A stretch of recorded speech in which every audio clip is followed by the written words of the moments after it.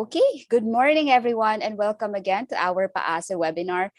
So it's a very busy Friday morning. We actually have a back-to-back series of talks. So we'll start off this morning with a tech to table, and then later on we'll have a panel discussion with some of our economists. So let us all start with our first speaker. He is a technology entrepreneur who obtained his computer engineering degree from the University of British Columbia. He is co-founder and chief executive officer of Next Level Farms Incorporated, a company focused on controlled environment agriculture based out of Manila, Philippines. His career started as a video game developer for Electronic Arts Canada, then he migrated to the Philippines and worked in the insurance industry where he spent 9 years upgrading IT infrastructure and digitally transforming traditional insurance sales channels. During his time in the insurance industry, he developed the leading online insurance sales platform in the Philippines and led his team to become the market leader in online sales of insurance products. He now works in agri-technology, building controlled environment agricultural technology as part of a new generation of agriculture innovators in the Philippines. Let us all welcome Earl Patrick Lim. Earl? Hi everyone. Good morning and good evening, depending on where you are right now. Thank you, Kathleen, for that introduction. So what I'm going to give you a talk about today is our business, Next Level Farms, which does controlled environment agriculture, as mentioned, and we vertically integrate our entire process from designing our systems all the way to creating end products such as packaged salads and even ready to eat salads. So with that, let me start. So just to give you guys a little bit of a background, the management team of the company is comprised of 5 individuals. 4 of them are my co-founders, Daria, John, Paco. All of us kind of spent time in the US or in North America. Most of us have also spent time in developing nations such as the Philippines. Daria took his high school here. John actually spent a few years in Africa, I believe between South Africa, Johannesburg, and Rwanda. Paco is full Filipino. He's kind of born and raised here. However, he did go to university in the US. He did his undergrad at Harvard, and both John and Paco met each other at Wharton for their MBA. So a little bit of a background, as Kathleen was saying. My background has always been in technology, mainly software and digital transformation. But you might ask, like, how did we get into agriculture? Well, when I was at the insurance company and we were the #1 online selling platform, I wanted to kind of build that up even further and add more products. But unfortunately, it came to the point where 80% of our business was done through traditional agents, insurance agents, and I guess they were starting to notice that we were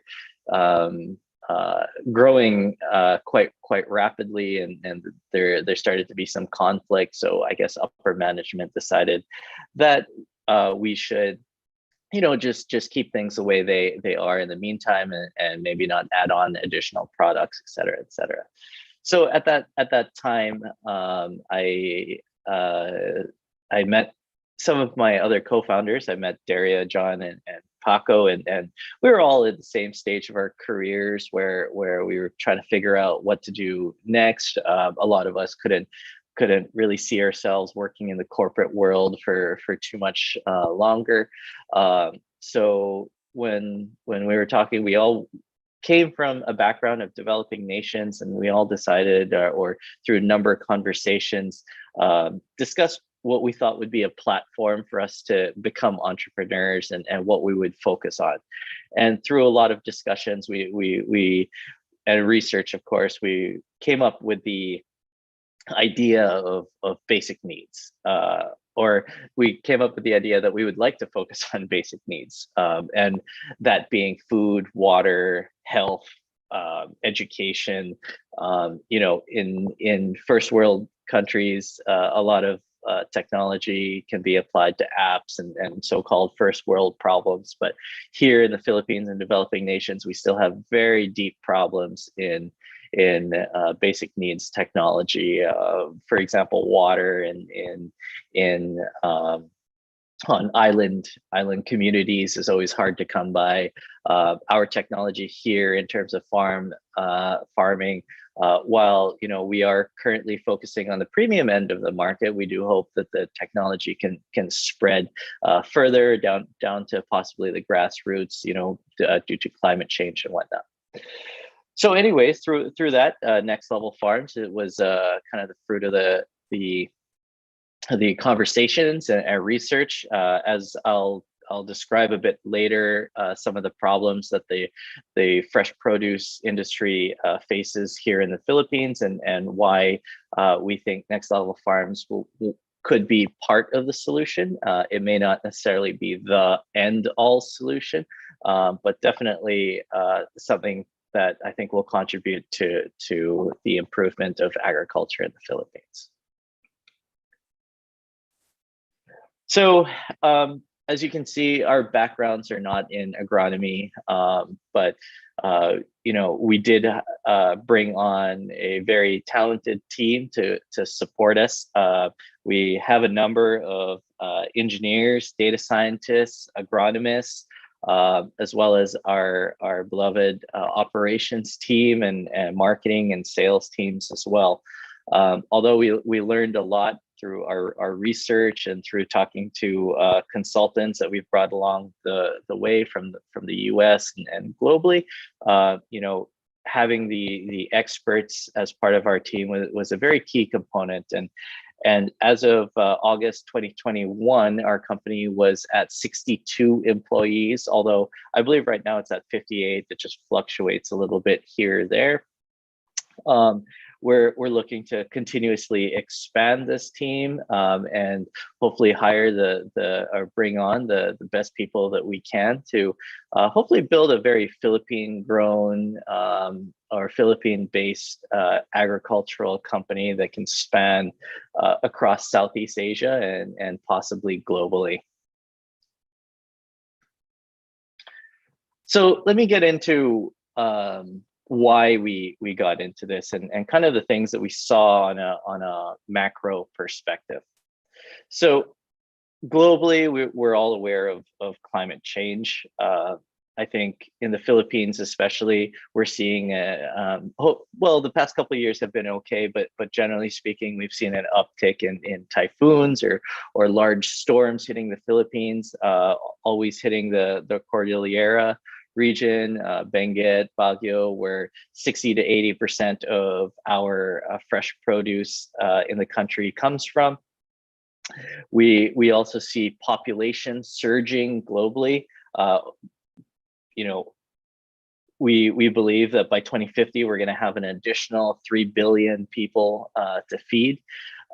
We also see a large urbanization of the population. So I think a lot of studies are showing that by 2050 as well, we're going to see 3.5 billion people live within urban areas, so away from a lot of the farms, away from a lot of the rural areas that produce 80%, 90% of our food supply.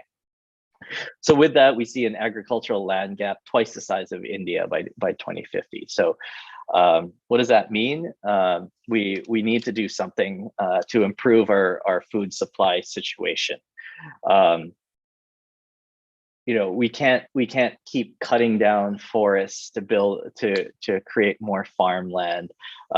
Arable land globally has been on the decline. We see a lot of desertification, I believe the term is, of arable land, basically sand coming in and making the arable land no longer arable.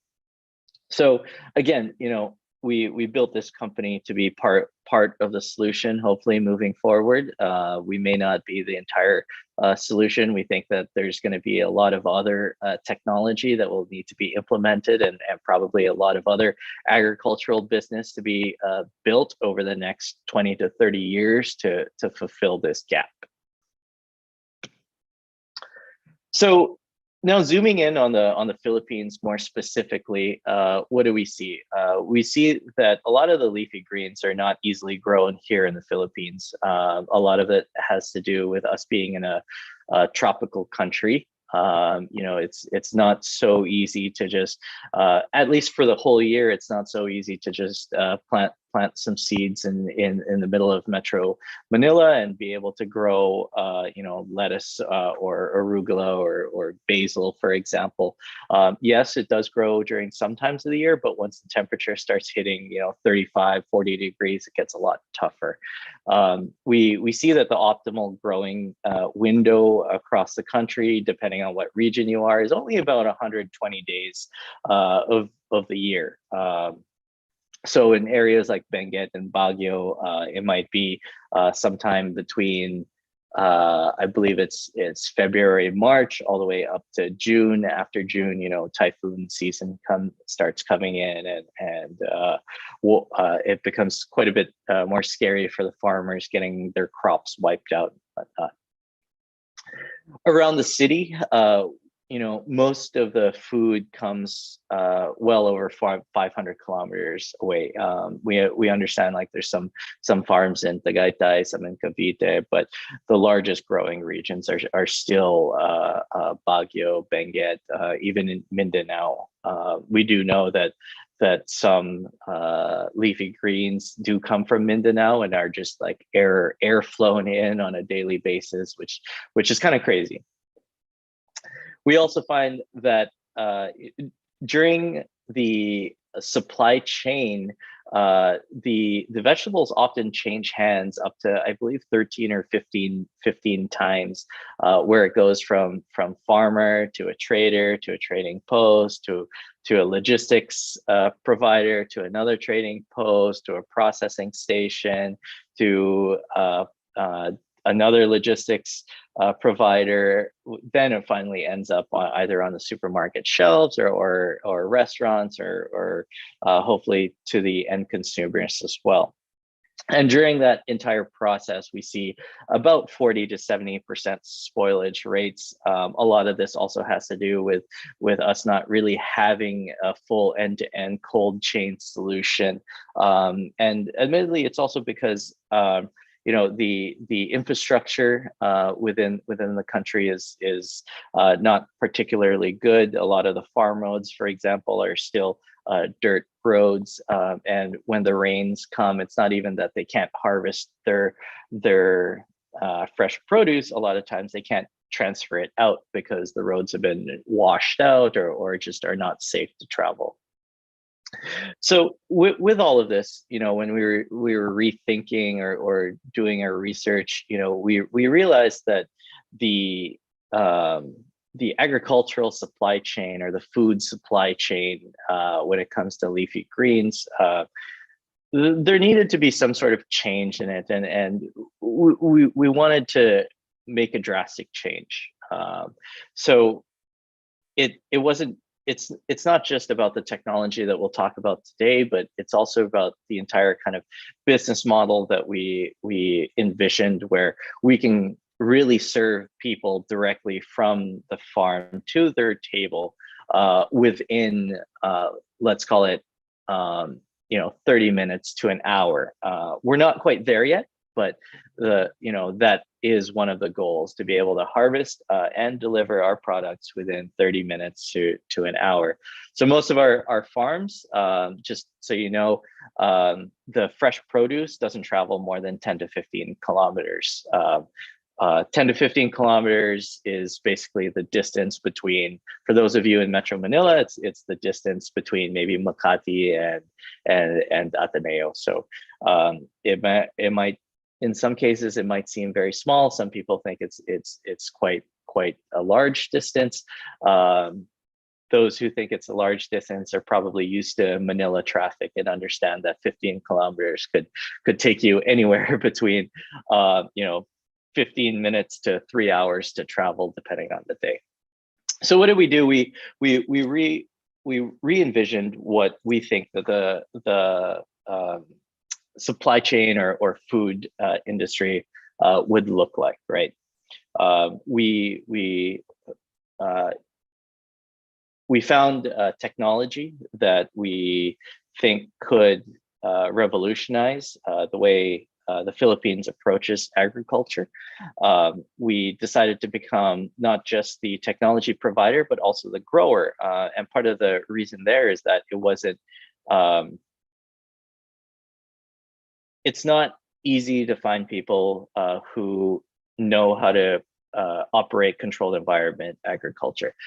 Even for us, it was a bit of a learning curve. It did take us, a year to 2 years for us to get proficient in it, and then took us another while to hire people and train experts or retrain experts, I guess, in their field by using updated technology. With that also, because we wanted to separate ourselves, I guess, from a lot of the clutter in the industry, as well as create a conversation with our end customers. A lot of farms don't actually get to converse with their end customers and don't actually know what their end customers want, I guess, out of the products. So we created our own brand, Future Fresh, where you can order online directly from the farms and delivered to you. Right now, you can order the day before and we'll deliver it the next day. Eventually, we want to shrink that into maybe 30 to 1 hour deliveries, but for now, because of the complexities of getting to that point, we're starting with next day delivery. However, the produce is harvested on the same day of the delivery. Like I said, distribution, we've re-envisioned the way we distribute our products. It's not passing through 13 hands anymore. We don't need to go through trading posts. We don't need to travel 500 kilometers. Most of our produce travels within 15 kilometers. So we have tested as far as 35 just to understand how far we could actually deliver it while still retaining high quality. We've done it up to about 35 kilometers. We also re-envisioned our logistics and distribution by using motorbikes. We don't own a single truck. All our distribution, DTC, supermarkets, F&B, it's all done by motorbikes. And we found this to be a lot more efficient. Using a truck, for example, we tried using our vehicles to do some of the deliveries. It would take us anywhere between 2 to 3 hours in the morning to deliver to, let's say, 3 to 4 supermarket locations. Nowadays, we use bike deliveries, motorbike deliveries, and to hit 3 to 4 stores, maybe 15 to 20 minutes, as rather than sending one truck, we send 4 bikes, and just becomes a lot more efficient. The produce stays fresh. The produce stays in better condition than those long delivery times. And most importantly, we wanted to find out what our customers wanted. So through our own brand and through our own website, and of course our social media presence and our marketing and sales presence, we are able to converse directly with our customers. We're able to provide what we think is top quality customer service. If there's any problems with the produce, we'll work with them to find out what exactly went wrong. We'll replace the products right away. And with that, we've created a very loyal base of customers. When we first started this business, the days between order order frequency, I guess. Used to be maybe they would order once a month, 31 days, 32 days. Now through a lot of that relationship building and really people trusting our quality and our product and consistency, we're seeing that drop to about 7 days between orders. So as just as a whole, we've re-envisioned what we think agriculture could be, building the technology, designing the technology ourselves, all the way to doing the distribution and customer support ourselves at the end of the day. And a lot of this probably wouldn't have been possible 10 or 20 years ago. And it's only with the advent of the internet, a lot of these apps that we're able to use to, for example, handle tracking our deliveries with the riders. We use third-party software for that. Doing a lot of the monitoring at the farms. We have a team of engineers who build out a bunch of our IoT equipment. And things like Shopify or other e-commerce platforms where we don't necessarily need to build it from the ground up. This type of vertically integrated business would have taken 10, 20 years to build if this was 10 or 15 years ago. But now with a lot of this technology that's ready made and for us to be able to deploy it off the shelf almost immediately, we were able to scale our business from our first farm in 2017 to where we are today in 2021, where we're operating about 24 containers, a mushroom lab, and a research and development lab, and hopefully continue to grow forward. So that's kind of an overview of our business. So to give you an idea in terms of how we perform, I guess, compared to a lot of traditional farms, in traditional farms, they'll output maybe 1 ton on an annual basis per 1,000 square meters. We can do upwards of 40 tons per 1,000 square meters. Our Taguig site, for example, is about 800 square meters, but we can do upwards of, at max capacity, and if lettuce was the only thing we were growing, we could do upwards of 60 tons a year. In traditional farms, unfortunately, they get hit with a lot of environmental problems, typhoons, heavy rains, heat waves, volcanoes, ash, shutting down some of the farms in Tagaytay when the Taal explosion happened. So agriculture is a tough business. It's you kind of succumb to the weather, but we think that technology can help change that and produce food in a more consistent basis. So with our farms, we call it extreme weather protection, where any typhoons or volcanoes wouldn't really affect our production. Completely biosecure. So when you walk into one of our facilities, we have air showers. Everybody has to wear PPE. It's almost as clean as a clean room that they make chip manufacturing or an operating room at the hospital.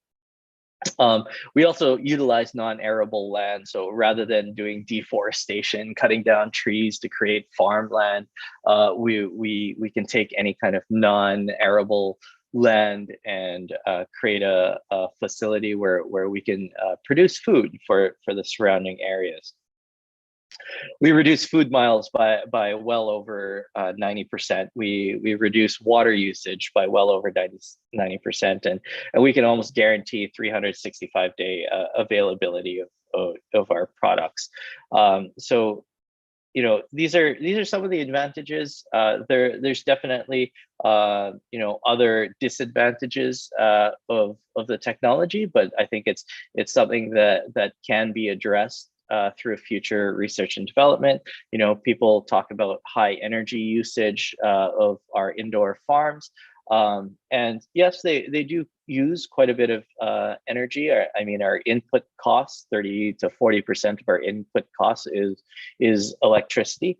But we believe that there's going to be solutions moving forward, not just on the energy production side, but also on the energy usage side. We see that LED lights are getting more efficient on a yearly basis. Over the past 5 to 6 years, they've become more efficient by well over 30%. And as we start to learn more about the physiology of plants as well, our growing processes will also improve. Our yields will also continuously go up. On a per square meter of growing space basis, we're at least 50 to 80% more efficient than an outdoor or greenhouse style hydroponic farm. In terms of against traditional farms, we're probably around 10 to 20 times more. We get 10 to 20 times more yield on a per square meter basis compared to traditional farms. So, as you can see, there's a lot of problems also with traditional farms, but we're not saying that traditional farms will cease to exist or no longer contribute to the solution. We just think that there's probably a segregation in terms of what products traditional farms would be growing versus what indoor farms might be growing versus what greenhouses might be growing. So I think all of us will end up being part of the solution. We're not sure, but we do believe that we would be a large part of the solution, hopefully moving forward. As it's still very, very early days in controlled environment agriculture, and there's still a long ways to go in terms of what products and how we grow.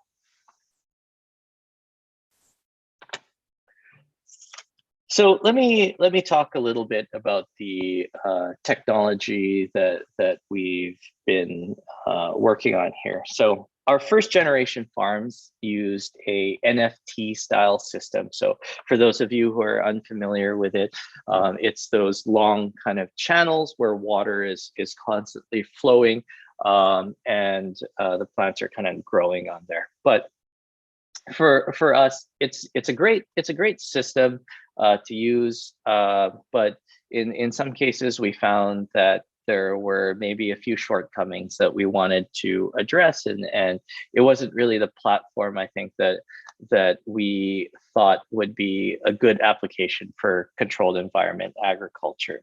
So one of the things that we were working on was oxygenation at the root zone, and to be able to really get that oxygenation level up, you would need things called nano bubblers, and this would really push you to maybe the 20 ppm to 25 ppm of oxygen within your water. But the problem with those is that they're quite costly, and the way we build our systems, keeping them segregated, it's every container has their own water tank, and a lot of this has to do with us being able to prevent the spread of any kind of plant disease through contamination of the water, and be able to give us the ability to also grow various crops with their own nutrient solution across the farm.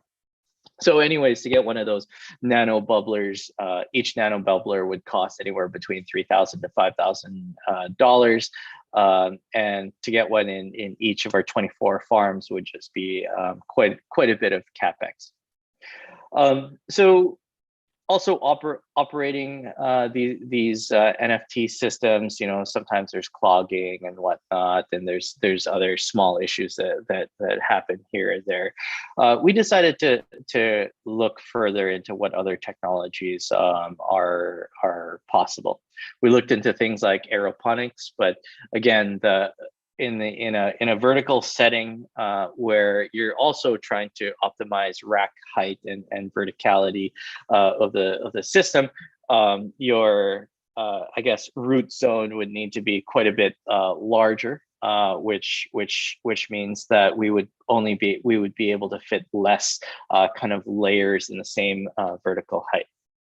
Then finally, we found this technology, or we were introduced to this technology called ebb and flow, or flood and drain, which is kind of an in between NFT and aeroponics. And how it works is like its name, it floods and drains. You just kind of set a flood and drain period. You may flood it for an hour, drain it for 3 hours. You may flood it for 15 minutes and drain it for an hour. And with this particular system, we were able to find efficiencies in one, oxygenation at the root zone, rather than trying to oxygenate the water. We literally drain out the water. We let the roots sit there in dry air for a little while, which helps the oxygenation, and then flood it again at a particular period when we find that the plants need a bit more nutrient. And it's less complicated than aeroponics, where I think the big problem with aeroponics a lot of times is the clogging of the nozzles. So one of the largest aeroponics farms in the world, which is Aero Farms, and they're considered kind of the technological leader in aeroponics. I think one of their most valuable patents is the design of their nozzle, which prevents clogging. So anyways, we settled on this flood and drain system. We've seen our yields compared to the NFT systems go up well over 30 to 50%. We find that we have more control over the system as well. So for crops that, for example, spinach, which doesn't like very damp conditions, we're able to adjust the flood and drain period to allow drier conditions for the crop to thrive. Some of the things that we've done, we designed our racking system with the racking suppliers to accommodate proper rack heights. We've created IoT systems to help optimize our growing environment. We work with lighting and LED chip manufacturers to help fine tune not just the spectrum, but also the energy usage of the lighting fixtures. So typical lighting fixture would, LED lighting fixture would have about a system loss of I believe anywhere between 80 to 85%. We work with our manufacturers to get that well below 70%. So probably around, I think the last one was about 62%. We also work with them to test out the latest LED chipsets, which help with both spectrum and yield, but also again energy efficiency. When we first started, our lights were somewhere around the ballpark of about 45 watts per tube. The latest generation that we're looking at is about 28 watts per tube, still outputting the same amount of ppfd. There have been, of course, improvements in the spectrum as well. In terms of data management, we have a data team who handles a lot of the data coming in, both from marketing, the growing conditions, the environmental conditions, and works closely with our agronomist to understand. So when we have problems, we can easily identify any kind of problems. If we see anything good in terms of improvements in yield, we can also take a look at the data to understand what we're doing to see those improvements in growth as well. We've done a lot of harvest and post harvest automation and optimization. We do use cultivation management software to help us plan out our grows and our batches of growth. We also work on environmental sustainability. So for example, one thing that we do is on our grow medium, We don't use any kind of rock wool or styrofoam, or some people use the foam. We actually use cocoa peat, which I think in the Philippines is mostly thrown away, but through some additional additives, we created kind of a proprietary blend, which is just more environmentally sustainable. Actually, once we're done with the once we harvest and we need to replace the grow medium, we actually provide it to the community. There are a number of members of our community who have their own gardens, and they take it and compost it, and they use it within their gardens, and they've been quite happy with it.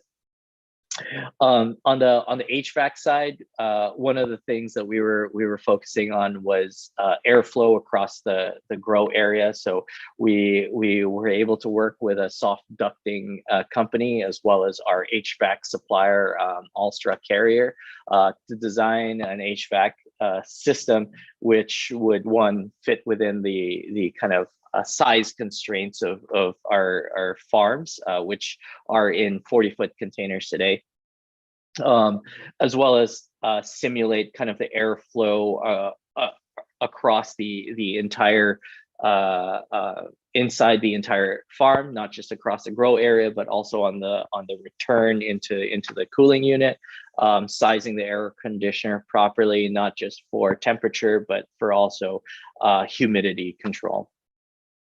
So we've done a lot on the engineering side there. There's quite a bit more innovations, but given the time, I'll move on from here. During the Q&A, feel free to ask any questions. So just to give you a brief history in terms of where we've come from, we started the company back in 2017. Our first farm was in Parañaque. We actually started with one farm box, which quickly grew to two.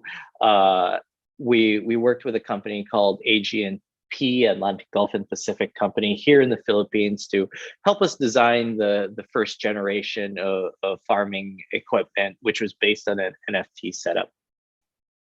Once we launched those farms, we were able to raise a seed investment of about $700,000. We considered this our pre kind of Series A.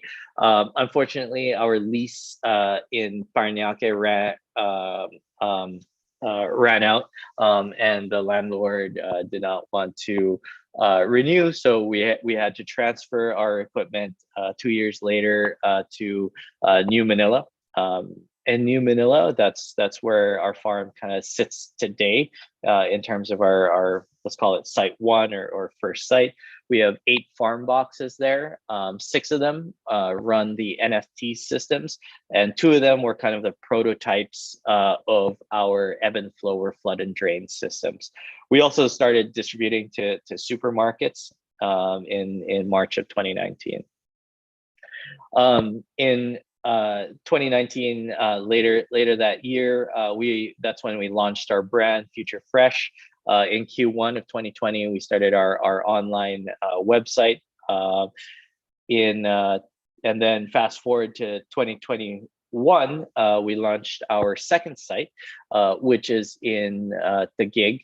This site is an 800 square meter property, which houses 16 container farms, all with our latest kind of flood and drain technology. And moving forward, 2022 onwards, we're looking to build 8 more sites around the country, hoping to build some in Cebu, in Davao, a few more in Metro Manila, and then at which point we would start looking at expanding across Southeast Asia. Also in 2021, what we did was we set up our farm lab, which is just a kind of small 30-40 square meter facility, which allows us to try out or develop new products, test out various nutrient solutions, test out various environmental conditions, etc., in terms of doing our product development and improving our yield. Also earlier this year, or just actually more recently, within the past few months, we set up a mushroom lab, which is here in our office in Makati. So we're starting to explore mushrooms. And I was mentioning to Joel and Kathleen earlier, it's quite a bit different from Leafy Greens. So we're still kind of learning that process as we go. So just a few highlights in terms of what we've done. We think that we've created a unique and kind of proprietary growing system. We see that a lot of large farms in the U.S., so even the likes of, for example, Plenty in California, are starting to look at flood and drain systems. Some of the newer CEA farms globally are also looking at flood and drain systems, and we're already operating a full farm here in the Philippines utilizing this flood and drain system. We believe we've created a best-in-class product that has a shelf life 3 times longer than most of our competitors. Most of our competitors, they need to deliver almost every day, or they have these huge teams at the supermarkets who at night, basically what they do is they take products off the shelf, bring it to the back, take off all the leaves or whatnot that are spoiling, reweigh it, repackage it, get it ready to put on the shelves tomorrow. For us, we package it all at the farm, we send it out there. Our product can last up to 2 weeks on those shelves without really touching anything. But of course, our product does move quite a bit faster than 2 weeks. So we never really get to test that. The only time we do really test that is in our own personal fridges, where I've had a bag of lettuce stay there for 4 to 6 weeks. Take it out and it's still crispy, lots of flavor, and just very still very visually, from a visual inspection, it still looks very good. We're also the only vertically integrated farm in the Philippines where we develop our own technology. We build our own technology, all the way up to creating end products, like prepackaged salads that we distribute, as well as have R&D facilities and kind of product expansion into other areas of controlled environment agriculture, such as mushrooms, eventually fruiting crops and such as strawberries and tomatoes. In terms of financials, of course, we are running a business here, so it's very important that we have a financial model which is scalable, I guess, and sustainable in the long run. Not a company that's going to continue burning millions of dollars to keep doing R&D, but actually a company that can and actually does turn a profit in the controlled environment agricultural industry. And we're one of the first globally to be able to do this. We're also very committed to the Philippine agri sector. We try to work with as many institutions as possible. We keep in close contact with UP Los Baños. We've had contact with people from the OST. We also work with other vertical farms here in the Philippines, just to provide any kind of advice. We think that this industry is large. We don't think that we're going to be the only player. We think that the problems that we're trying to solve are not going to be just solved by us, but probably a number of different innovators across the agricultural sector. And one of the things that we're very proud of is bringing on talent, and we want to continue to do this. We always want to work with the best and the brightest people possible. And our company is not just about the products that we sell, but more importantly, the people that contribute to the advancement of our company and technology and sales, marketing and distribution and operations, innovation, all of that. So, and on top of that, our company also achieves or are working on 7 out of 17 UN sustainability goals, such as hunger and food supply, innovation and infrastructure. We create a lot of jobs. We during the pandemic, we were able to hire quite a large a team of farmhands, and not just kind of give them low-paying, low-end jobs, but our goal there is also to be able to train them and provide them opportunity to kind of create a better life for themselves as well.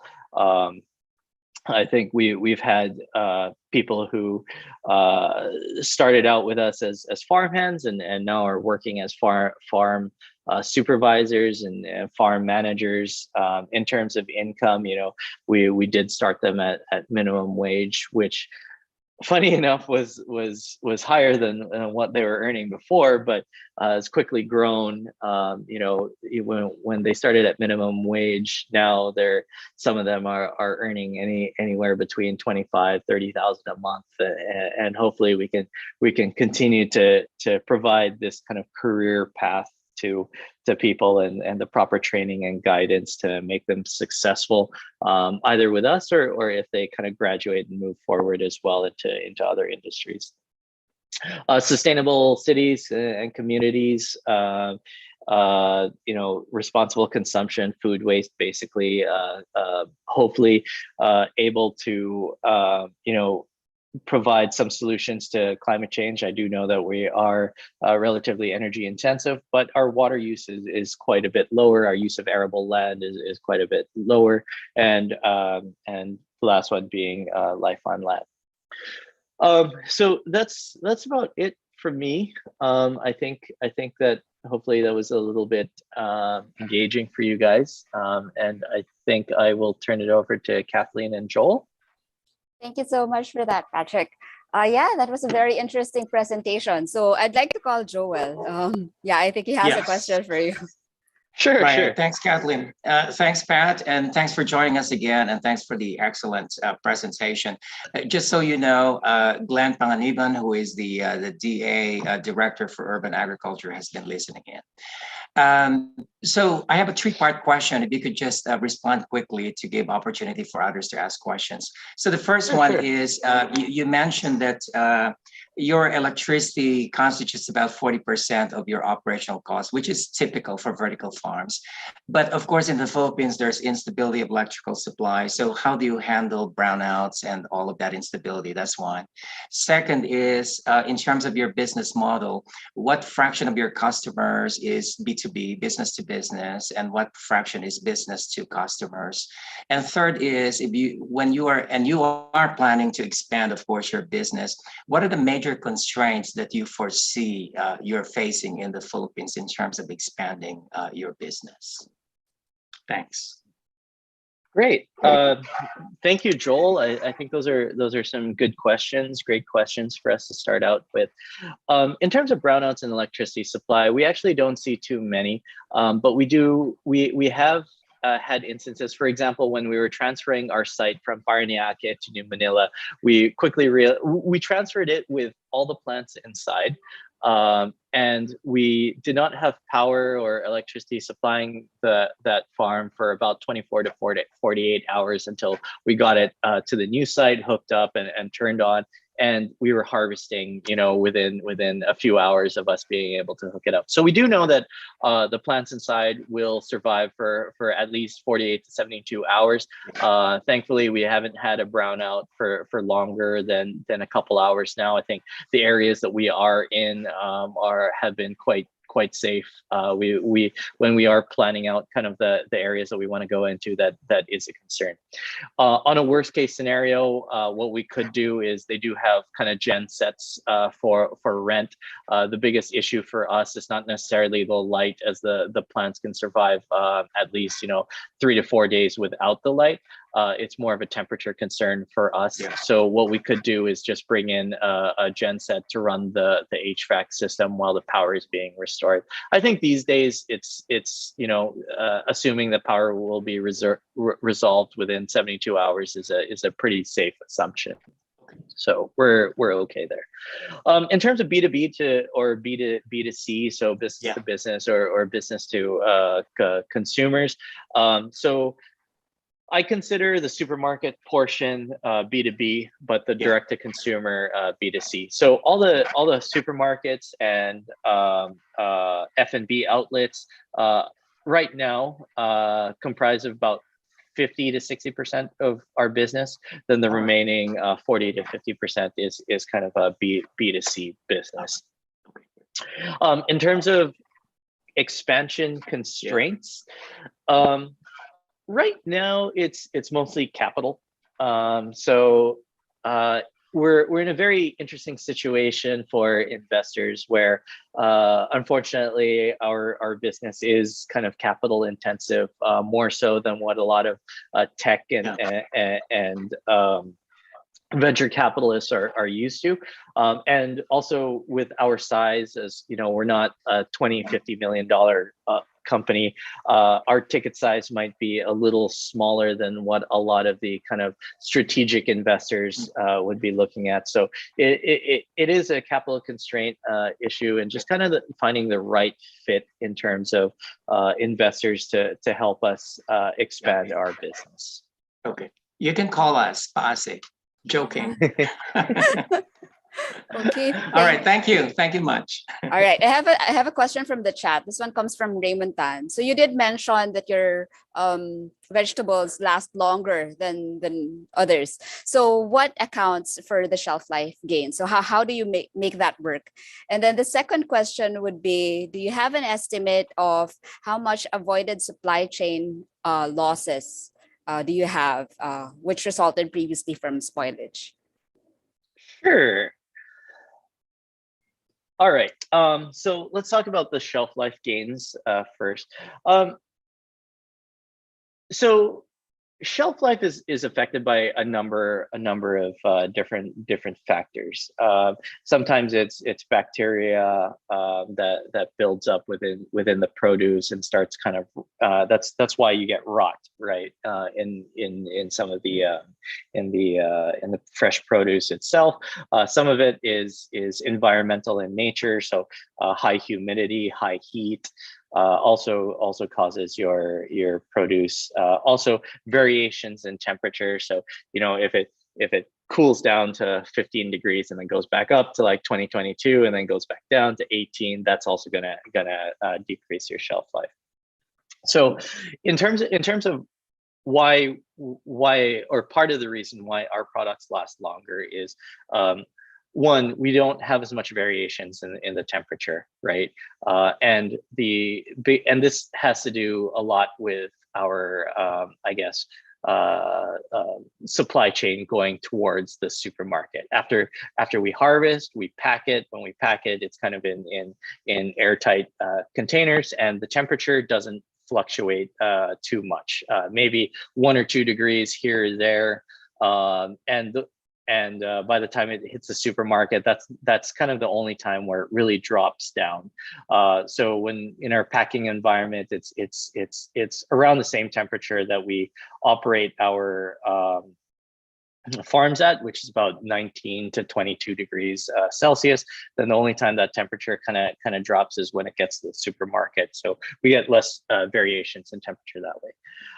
I think the most important thing though for us is the kind of cleanliness in terms of bacteria and stuff like that. So most of the produce here in the Philippines does have kind of, I wouldn't say, I don't want to say like elevated levels of bacteria, but you know, when we do have our produce tested through labs, you know, Intertech and SGS, and we believe that part of the reason for our increased shelf life is when we do have it tested for bacteria content, even things like Salmonella and E. coli.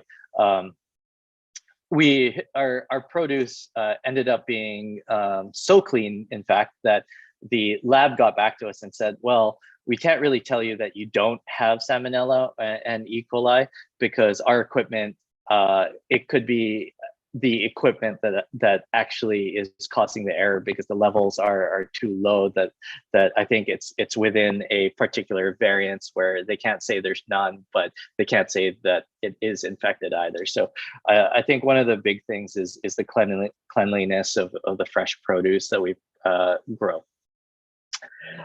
In terms of supply chain losses, we only lose on a regular run rate month. Our supply chain losses is anywhere between 1% to 3%, whereas the typical farm will do anywhere between 40% to 70% from harvest all the way to the end consumer. So it's quite a big jump. Thank you for that. Yes, Joel. Is that?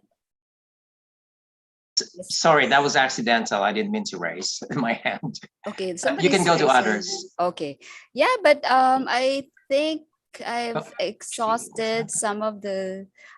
Yeah, no more questions in the chat. Oh, there's somebody. Yeah, somebody's raising his hand. Okay, but the name says Joel Hello? Coelho as well. Yeah, kindly state your name. Sorry. I think Yeah, this is Glenn. This is Glenn Yeah, Panganiban. Yeah. Okay. he's the Maybe director of this the is Glenn DA Panganiban. Urban Agriculture All right, Program. Go ahead, yes, Glenn. please. Hi, Glenn. Yes, Great good to meet you. morning. Thank you, Patrick, for your presentation. I'm sorry, I think I came in late, but I'm really impressed by what you've done for the past years. And for me,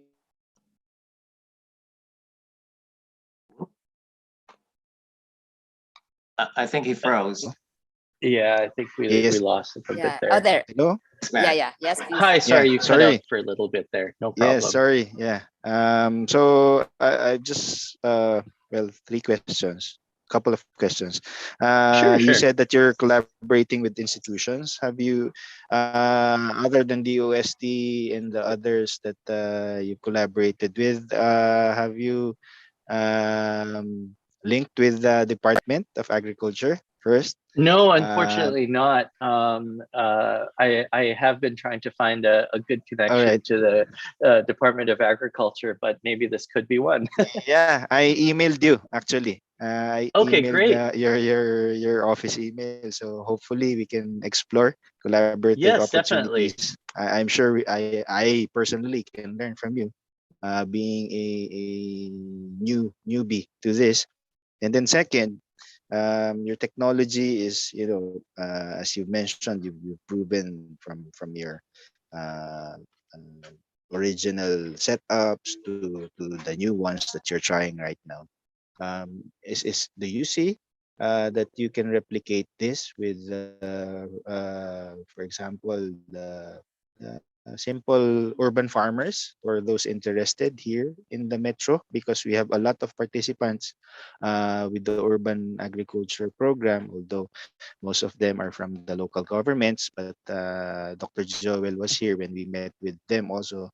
There is really high interest in doing these technologies. And then the third one, you've mentioned about food safety.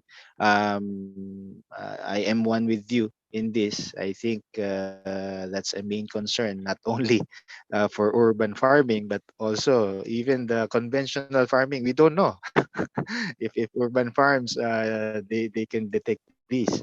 How about the conventional ones that we're growing in the open field? So, what do you think should the government do to help regarding this matter? Because I see, because we've been faced with the COVID, we've been faced with the ASF. Hopefully not, but I think the food safety and will be the next challenge that we will be facing. So yeah, just those three questions. Sorry, I am asking too much. Sure. Thank you. No problem. So I think your first question was kind of do we have a connection with Department of Agriculture, and as I mentioned, not yet, but happy to work with them. I think that there's part of the goal of this, like I said, is to contribute to the innovation of the agricultural community in the Philippines, and we would love to work directly with the Department of Agriculture on any kind of projects that you guys may need help with or assistance with, happy to work with you guys through it. In terms of the replication with other individuals, I think yes, the flood and drain technology. I don't think it's necessarily something that new. It's been around for a while. A lot of farms use it for their seedling production, but I think that there aren't too many farms that use it for the actual production itself. But I think as we've kind of proven or shown here, it can actually be used quite well, actually, in outdoor farms. Funny enough, I think the first usage of flood and drain was for I don't know if I'm allowed to say this here, but marijuana farms in the U.S. and globally, they were kind of one of the first ones to use flood and drain for marijuana production, and that's not just indoor marijuana production, but also outdoor marijuana production. So I think seeing what they've been doing globally with this kind of technology, it's definitely something. It's probably something that's even easier and more cost effective to operate than NFT systems. So yeah, I think that it can be replicated. You can put this in greenhouses. You could do open field farming with a little bit of cover. There's definitely a lot of variations that we could work through with this. In terms of food safety, yes, this is I think one of the areas that we're also quite concerned with. In countries like Taiwan, I believe, before any of the fresh produce can enter the city or go into, I think, supermarkets. I'm not exactly sure where, but once they're harvested from the farm, they are sent to a testing facility, and only once they get the testing results can they start selling or distributing their product. I'm not sure if this is something possible here in the Philippines. When we were going through wanting to get our produce tested, we even found out that there are certain tests that are not even available here. So it might start with building proper testing facilities. So, for example, I think it was vitamin B or vitamin A content within fresh produce. That test is not available here in the Philippines, and for us to be able to actually get that tested, we would need to send our produce to, I think it was Singapore or Taiwan. So just seeing that the facilities itself are not available here, I think maybe one of the first things we need to do is build the facilities, open it up to farmers, or have maybe some sort of regulation in terms of testing fresh produce, or consumer protection, basically, with fresh produce. I mean, I don't think that this testing should be out of the pocket of the farmers, as a lot of times they're already struggling quite a bit. But if there's something that the government could do to help educate or provide this kind of testing facility, I think it might be beneficial to the industry. Okay, thank you so much, Patrick, for that. Unfortunately, that's all the time I have for No the problem. Q&A, but I hope we can invite you in our future sessions, future webinars. Sure. Now, for our viewers, please stay tuned. We do have a second webinar. So it's a panel discussion. We'll be discussing some enduring socio-economic issues. Thank you again, Patrick, and hope to see you again in our future sessions. Thank you very much, Joel. All right, thank you for having me. Yeah, thank you. So I'd like to call Dr. Sarah Lynn Daway Docanes and Dr. Rosalie Hall to moderate the next session. Thank you very much, Prof. K. Good morning to everyone. We'll just set up a bit.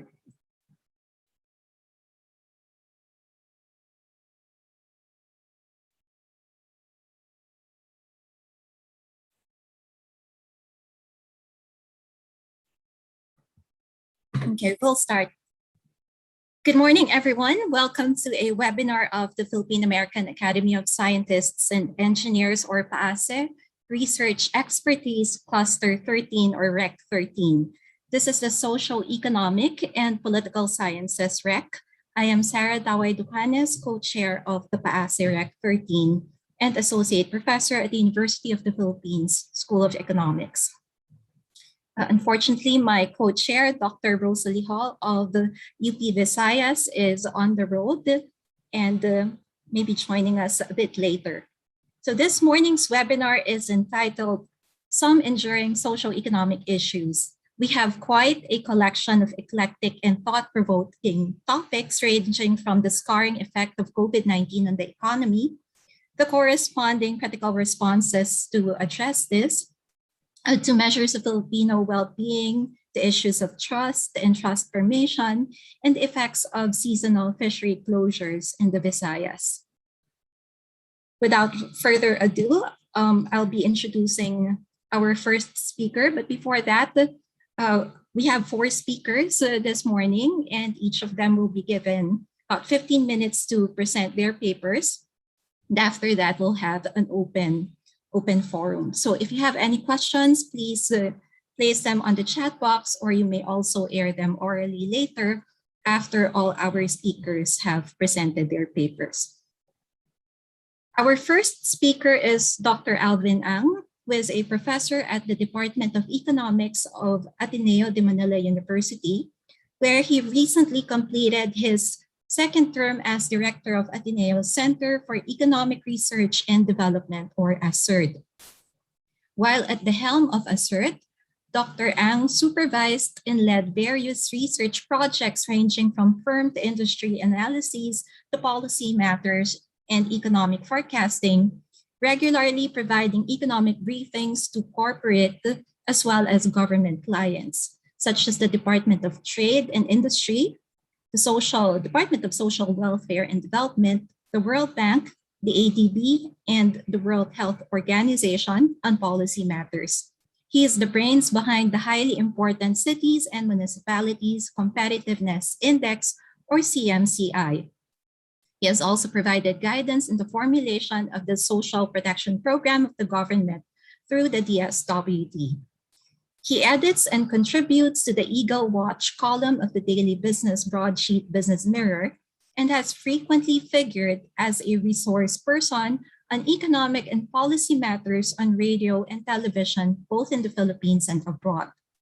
His professional experience spans 3 decades as an economist, and he has written quite a lot and published studies mostly on overseas Filipino workers, public policy, competitiveness, and the economy. He has taught full-time for the last 27 years at the University of Santo Tomas and the Ateneo de Manila University. Has served as adjunct faculty member at the Asian Institute of Management, Development Academy of the Philippines, and Nazarbayev University in Kazakhstan. He earned his PhD in Applied Economics at Osaka University Graduate School of Economics as a research scholar of the Japanese government in 2006, and his Master in Public Policy from the National University of Singapore as a scholar of the Singaporean government in 1999. He is an alumnus of the UST, from where he graduated with a Bachelor of Arts degree in economics. He also served as a president of the Philippine Economic Society in 2013 and is a vocal, devout follower of Christ. So now to present his paper on the critical policy responses to address the scaring effect of COVID-19, please welcome with me Dr. Alvin Ang. Thank you, Sarah. Good morning to everyone. Thank you, PAASE, for the invitation.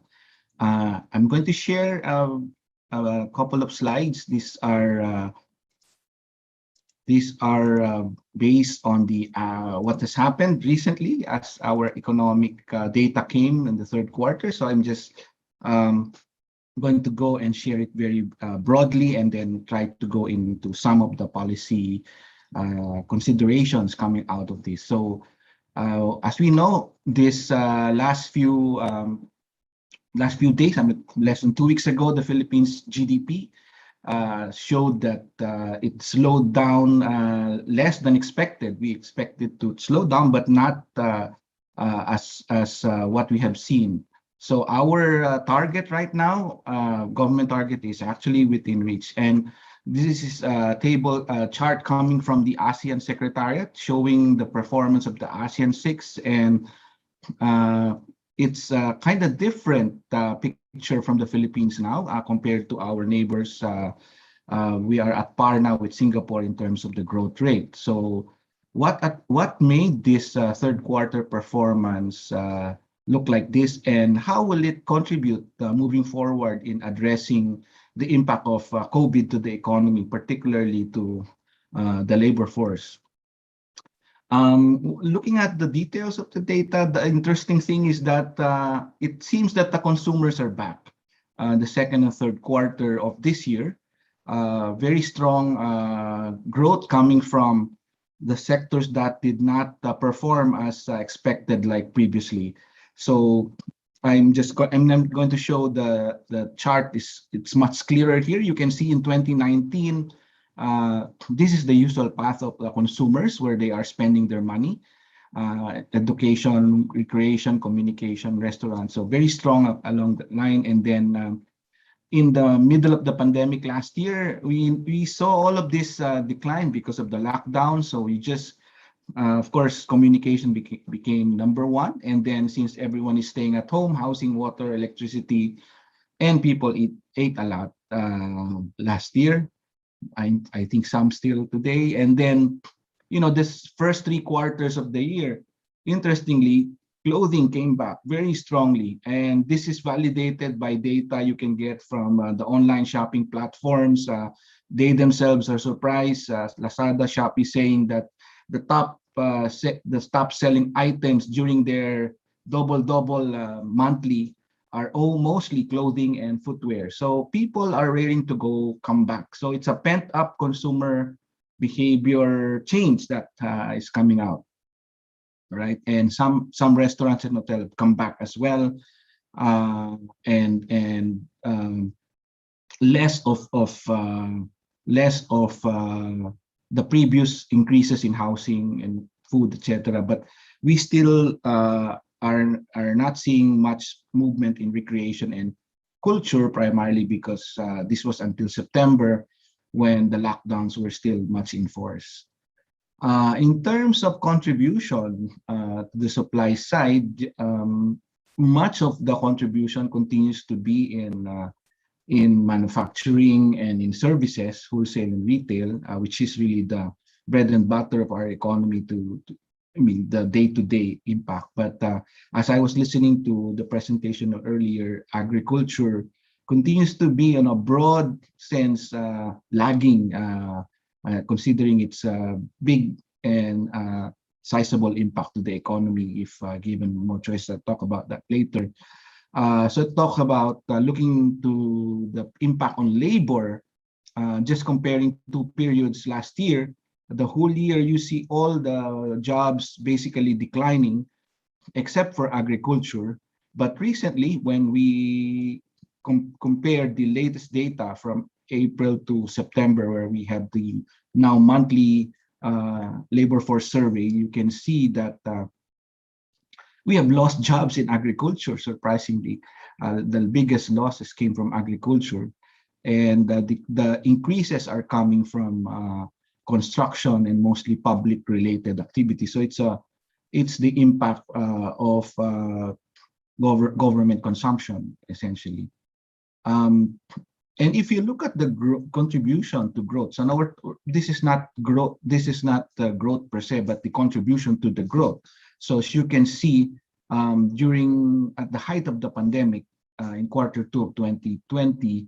We really saw the decline in household consumption. These are huge declines, and also investments. But this all reversed in the second quarter, and you can see the reversal of contributors very clearly. And the third quarter, apparently, we are seeing that the major source of all of these increases came from government expenditures. So the blue segment there. If you look at the contribution to the demand side, the question is, are we back to our previous track pre-pandemic?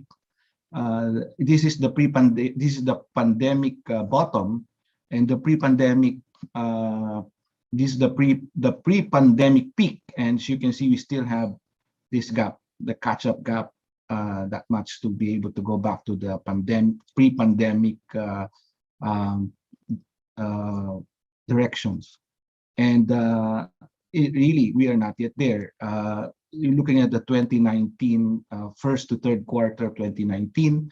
Last year we declined by 10%. This year we increased by 4.8. We still have a balance of a minus 5.6. So we are not yet even back to the level of 2019. So that means that there's still a lot of catch up to be done. And so how do we go about it? So apparently the scarring is not very clear in terms of labor, because some of the sectors seesawing, going up and down because of the lockdowns. But looking at the structure of the Philippine economy, by comparing exports, GDP, and employment, we will see that this is a decade, 2010, and including the component of the pandemic in 2020. The biggest share of employment still is in agriculture, but contributes very small to exports and to overall GDP, about just 10%. So and 30. So one for every one output, there are 3 people in agriculture contributing, showing very low productivity. While in manufacturing, we have less workers of about just 10%, but they contribute about 20%. So double the productivity, and the biggest contributor to export as well. In construction and wholesale and retail trade, where a lot of workers are concentrated, particularly in urban centers, we find that it is just 1-to-1, or roughly 1-to-1. But the biggest source of growth coming from this pandemic is really in the IT, BPO sector, but employs very, very minimal.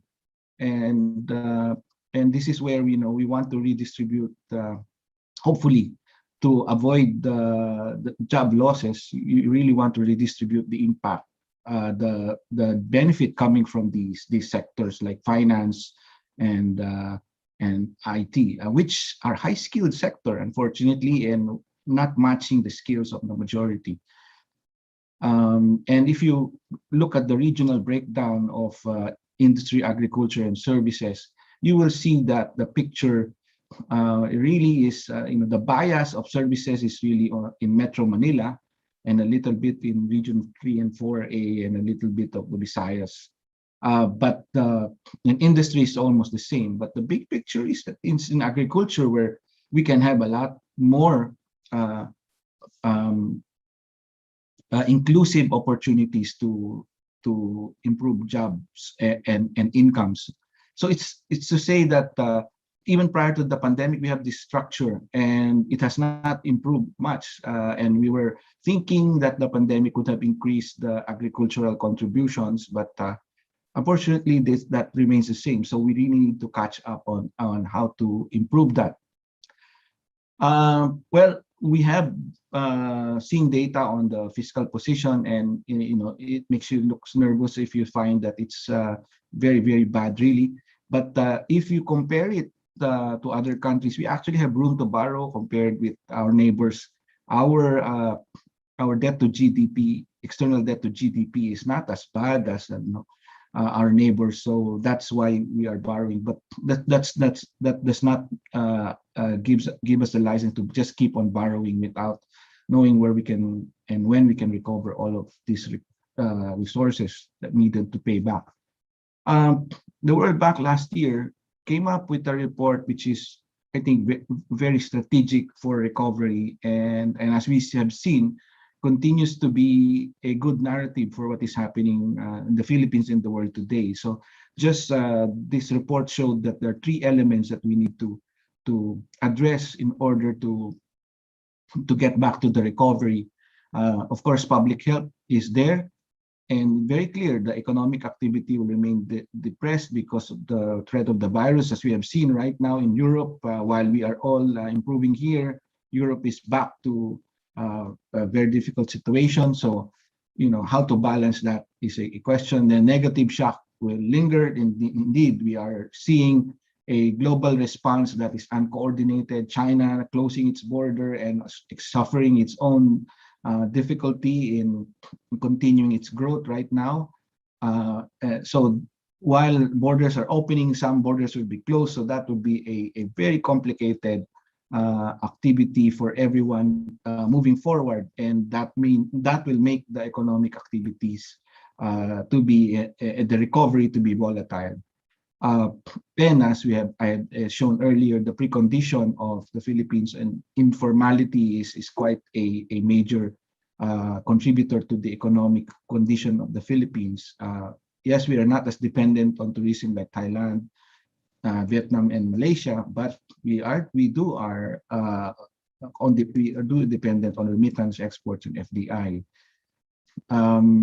40% of the Philippines is connected to the world, and this is where we have this challenge we are facing right now when a lot of things are not well in the global movement of goods and goods. Primarily, we are exposed to this challenge with the country that imports a lot. We are going to need to find ways to compensate for all our imports. In the short term, we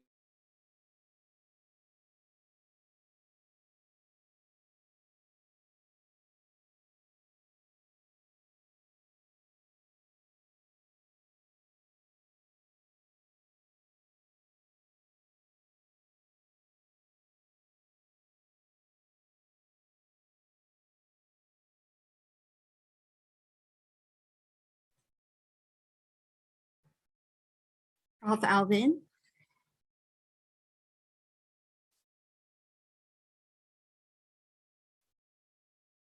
I think he got disconnected. Hello, Prof. Alvin, are you there?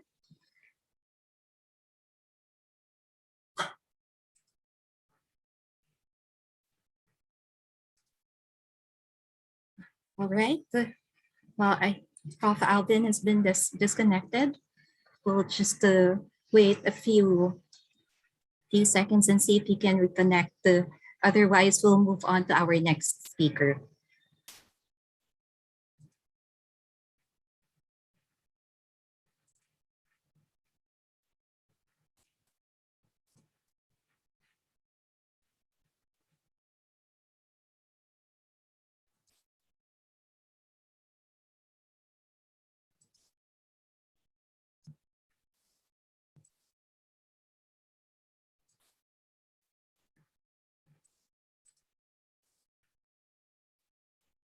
Okay, we'll just move on to our next speaker now. We'll allow Prof. Alvin to continue his talk later when he gets back. Our next speaker is Jefferson Arapoc, who is an assistant professor at the University of the Philippines, Los Baños. He obtained his BS and MA degrees in economics from UP Los Baños and UP Diliman, respectively. He also recently received his PhD in economics from the University of Newcastle, Australia. He was awarded the UPLB Outstanding Teacher Award for Humanities and Social Sciences in 2016. His research experience includes working for Institute for Development and Econometric Analysis, or IDEA, Economy and Environment Partnership for Southeast Asia, and DOST Picard. His research interests include topics in behavioral economics such as nudging, pro-social behavior, and corruption. He is also a co-founder and the managing editor of Usapang Econ, an advocacy project which aims to make economics fun and relatable to the general public. Now, he's here to present his paper examining the trust index gap between Australia and the Philippines, evidence from survey data and experiments. Everyone, please welcome with me, Dr. Jeff Arapoc. Hi everyone. Can you guys hear me? Yes, we can hear you. Okay. Okay. Okay, so let me just share my screen. Okay. Can you now see my slides? Yes. Or okay. Let me just sorry. Is this my PowerPoint? Okay. This one. Okay, this one. Okay. So I'm actually kind of nervous. But anyway, I'll be presenting two chapters of my dissertation. So I combine them because I think these chapters are very, very interesting. And hopefully I was able to properly mix the two chapters together. Combined. But the title of the presentation is Examining the Trust Index Gap Between Australia and the Philippines, Evidence from Survey Data and Experiments. So trust. When we hear the word trust, it seems that we already know what it is, but the definition of trust in social sciences, in different social sciences, is are very, very rich. Particularly if you want to look at it in the economic perspective, sociological perspective, psychological perspective. But we all know that trust is an important aspect of any human relationship, because imagine yourself being in a relationship with a person with a lot of trust issues. I bet it's gonna be very stressful, right? And we all know that trust ensures social interaction to run smoothly even without formal systems, like for example contracts. And we all know that without trust, any kinds of dealings like borrowing money will be very problematic, since everyone eyes each other with doubt. So sorry. Okay. So actually, what inspired these chapters is that we all know, especially for those who loves to travel, there is this apparent difference between developing countries and developed countries. And we're not just talking about the level of or the quality of infrastructure or the level of economic activity, but also the conduct of their day-to-day activities. Like for example, um, it's normal for developed countries to have malls that are unmanned, or I mean their entrances or the mall entrances. But in the Philippines, when you go to the mall, it seems that you're going to an airport, because there's this metal detector and all that. And we can also observe that in developed countries, they have self checkout counters, but in the Philippines, that's not really common. I mean, we have well-manned checkout counters, and they will really check what they are the ones scanning the items that you bought, and so on and so forth. So these are the differences that you can actually see, right, between developing and developed countries. But of course, I studied in Australia and I'm from the Philippines, so it's very interesting to look or to compare these two countries. So actually, these are not just anecdotal stories, because when I looked for data, so I actually browsed the World Value Survey. And based from the World Value Survey, in terms of interpersonal trust attitude, Australia is one of the three countries in the Asia Pacific region that recorded the highest interpersonal trust ratings, which is about 54.02%. The other two countries are China and New Zealand. But of course, researchers are debating on the reliability of the data from China. But anyway, but Australia is one of the countries with a high trusting trust rating. And of course, I was surprised that when I browsed it, the Philippines recorded the lowest rating in the Asia Pacific region, and that's just 5.34%, which is more than 10 times lower than Australia. So that's very, very interesting. But so I was actually thinking, is this a fluke, or is it because of the Duterte administration or something like that? So I tried to browse it. I mean, I decided to do a dynamic comparison across different cycles of the survey, and it seems that no, it's not because of Duterte. It's really we really have a low trust index for quite some time already. I mean, for decades. In fact, in the latest cycle, our trust rating actually improved a bit from the past cycle. And Australia has has a very stable, no, actually it's increasing trust rating over the years. But aside from the low interpersonal trust rating index, because this is normally called the trust interpersonal trust rating index, but actually it's not an index, because I actually noticed that it's basically a question whether most people can be trusted. So it's more like a proportion of people agreeing to that statement.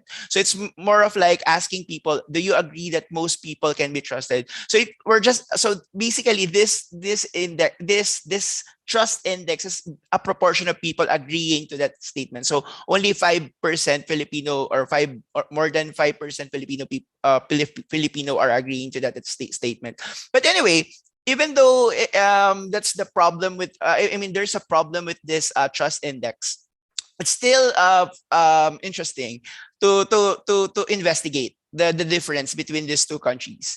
So because there are literature supporting that people living in higher trust societies are expected to use less resources to guard themselves against possible exploitation during economic transactions, because we all know that trust acts like a lubricant in economic transaction. It lessens transaction costs, because yeah, you don't need to invest in formal contracts, and that makes the transaction run smoothly. So, while these statistics might spell the difference between the way of life in high trusting and low trusting societies, the more interesting topic of inquiry is to identify why Australia have a relatively higher level of trust than the Philippines. So, actually, the study of trust is nothing new. In fact, earlier studies on trust are mostly focused on its social demographic determinants, like a person's gender, age, educational background, and economic status. But it's kind of boring. I mean, and recent studies are focused on disaggregating trust into different categories, and within the interpersonal trust domain, the literature identifies two distinct types of trust based on their social scope. So, according to Stoll and Uslaner, or Uslaner, I don't know how to pronounce his name, but anyway, you can actually categorize interpersonal trust into two: localized trust and generalized trust. So it's also being called as the ranges of trust. So localized trust are also known as particularized trust. So it is a type of trust that functions in small and intimate communities with strong social controls, and where people can, interact closely with one another. Like, for example, you're in the same neighborhood, or like your interaction with your family members, friends. While generalized trust, on the other hand, is rather more abstract view towards people in general. Like, for example, do you trust what do you call this? Foreigners? Do you trust a person you just met? Something like that. So there's a difference between localized trust and generalized trust. And then there is also this categorization of trust called institutional trust. So there is this concept of projection, or the projection argument, that suggests that if you trust the people that compose or that comprise an institution, then it means that if you trust the people that comprise it, then the institutional trust will be high as well. So most of recent studies are more of like trying to disaggregate the components of trust and evaluate it that way. So what I did was that I tried to disaggregate trust based on the World Value Survey available. And so I used the World Value Survey. So, by the way, World Value Survey monitors cultural values, attitudes, and beliefs towards gender, family, religion, among many others, including social tolerance and trusts. So anyway, what I did was that I looked for questions that seems to ask or seems to capture localized trust and generalized trust. So I was able to find a question on localized trust. Like for example, it's an ordinal variable, whether you trust your family, neighborhood, and people you know personally. And then for generalized trust, there's also an ordinal variable, whether you trust people you met for the first time, people of another religion, or and people of another nationality. And then for institutional trust variables, there is this question, or there are these questions where the respondents were asked of their level of confidence towards the church, the justice and court system, and the government. So anyway, here are some interesting exploratory results from crunching the World Value Survey. So if we're gonna compare the Philippines and Australia, we already know that Filipinos are known to be, very close, have strong family ties, and it's not surprising that we have a high trust when it comes to our family members. So we trust them. I mean, because the question is actually so the question produces an ordinal data wherein you're being asked, do you trust your family? Then you can answer, there are four possible answers: trust completely, trust somewhat, do not trust very much, or do not trust at all. So you can see here that it seems that for the first for family, it seems that, yeah, the Philippines is winning, right?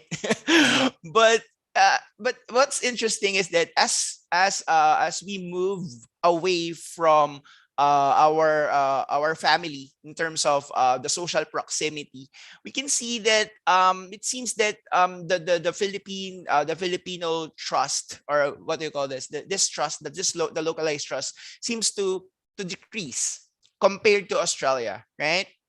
So just to visually show it, it looks like this, right? We have a very strong trust within our family, but it seems that it starts to decline as it moves outside our family circle. So yeah, when it comes to neighbor, it seems that Australians have relatively higher trust to their neighbors. The same thing is true for people you know personally. Okay, so now in terms of, wait, this one, the generalized trust. So again, for generalized trust, we have three questions: people you met for the first time, people of another religion, and people of another nationality. And it's really interesting because you can see here that actually more than, like, for example, people you met for the first time, like around almost 76% or 70+% for the Filipinos are, they do not trust them very much, or they do not trust them at all. And you can see here in Australia that it's not the case. Actually, for the three questions, it seems that Australia have a relatively a high trust, right? It's either they trust them somewhat or trust them completely. And this is actually very interesting because this somehow supports the idea of the anecdotal story we saw earlier, that because of course, if you're doing economic transactions, or you're doing transactions like going to the mall, most of if I am the owner of the mall, of course I see those people coming inside the mall as, outside my social circle. So if you have a very low generalized trust, then that could explain why entering the mall in the Philippines feels like you're entering an airport, right? So that's actually a very interesting result. But anyway, so I also looked at institutionalized trust. So but actually, there's a debate whether you can really use confidence as a proxy for trust, because they're different thing. They're different things. When you say confidence, it doesn't necessarily mean that if you're confident in an institution, you already trust that institution, because confidence might or your confidence towards an institution might also be what do you call this related to your what do you call this if you believe in the ability of the institution. So that's a bit different than trust. So that's or so it's more of like the level of the capability of the institution rather than the trust itself. So I think that's the problem with this measure. But anyway, I just try to look at it because it's also very interesting to compare the confidence of PH and Australia towards churches, court system, and the government. Because I actually decided to look at it because some people are questioning for example, the surveys in the Philippines, like why is the Duterte administration getting a very high trust? But it seems that the World Value Survey is actually consistent with that Filipinos have a very high trust when it comes to our government compared to Australia. Okay, so it's funny because this result seems to be counterintuitive, or it doesn't go with the projection argument that were presented by earlier researchers on trust, because it seems that Australians have a very high trust on people, in general. But in terms of their trust towards their institution or their confidence, it's a bit low, or they're a bit um yeah, it's a bit low compared to the Philippines. So this result seems to deviate from the projection argument. So it only suggests that instead of the projection argument, another interesting angle to look at is the possibility that trust in people and institutions are more like substitute goods. But of course, it's more of it's another research topic, or a research that can be um, observed in the future. So another explanation is that I looked at so I actually considered the influence of historical past, Chef, you have because 2 minutes to wrap up, ah, please. Thank you. sorry. For the Philippines, Philippines is known for its rich history of colonization, while Australia, on the other hand, is a case of a successful colonizer, right? Because we all know that it's a British colony, and compared to the Philippines that was colonized for for a bit. I mean, we were colonized 3 times, right? So anyway, another possible explanation is the level of inequality, because there are several studies that have already conducted this. But this actually led me to the second chapter, because I was thinking that I mean, one of my hypothesis is that is inequality is an outcome, and it's more of like, is it really the outcome that affects trusting behavior, or the process of achieving that outcome? Because if because some people have different preference when it comes to wealth distribution systems. There are literature suggesting that individual may prefer reciprocal fairness or distributive fairness. Sorry, I ran out of time, but anyway, when I check the World Value Survey, it seems that, for example, in the Philippines, there is a higher preference for incomes to be or for individual effort to be given higher income, or a higher pay or higher incentive.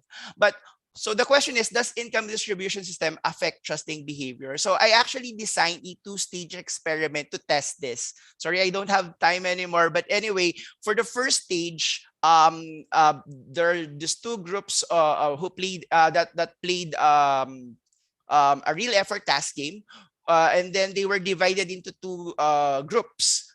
Those who are paid based on productivity, and those who are paid and those who were paid equally. So it was put in a class pot and then divided equally among the players.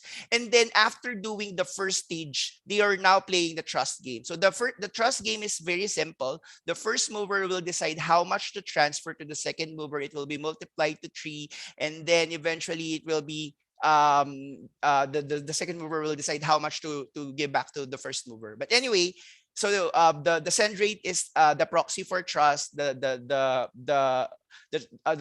return rate is the proxy for trustworthiness. But anyway, so these are the methodology. Okay, so I decided to measure the treatment effects. But what I'm trying to say is that at the end of all this, what I'm trying to say is that the effect of the distribution system is actually higher in the Philippines compared to Australia. So anyway, some interesting findings. Australians are generally more trusting than Filipinos to people beyond their close circles. Given the laboratory experiments, results of the laboratory experiments is consistent with the World Value Survey data, and perception of fairness of individuals are influenced by different distribution systems. So future research direction. So effectiveness of community-based intervention for countries with high localized trust, and how policy interventions that promotes equity distribution affects pro-social behavior. For example, the winners and the losers of the policy. That's all. Thank you. Sorry for rushing the presentation. No worries. Thank you, Jeff. Maybe later we'll have time. You'll have time to unpack more your research design. So now we move on to our next speaker. Our third speaker is Dr. Carl Handok, who is an associate professor at the University of the Philippines School of Economics and the 2021 UP Diliman Centennial Professorial Chair. He finished his PhD in economics from the University of Hawaii. His fields include theoretical and applied microeconomics, resource, environmental, and energy economics. And while Carl has published in both theoretical and applied economics in international peer-reviewed journals such as Energy, International Journal of Game Theory, Games, Journal of Child and Adolescent Substance Abuse, and others. Now he's going to present his paper, How Do Filipinos Evaluate Their Well-Being? Results from a Long-Term Visioning Exercise. Please welcome with me, Dr. Carl Handok. Thank you so much, Sarah. Okay, can you see my screen? I hope you do. Again, thank you, Sarah. Thank you to PAASE for inviting me. I think I'm a non-paying member of PAASE, so you must forgive me for that. The study that I'm about to present is co-authored with Paul Lucena. This noted.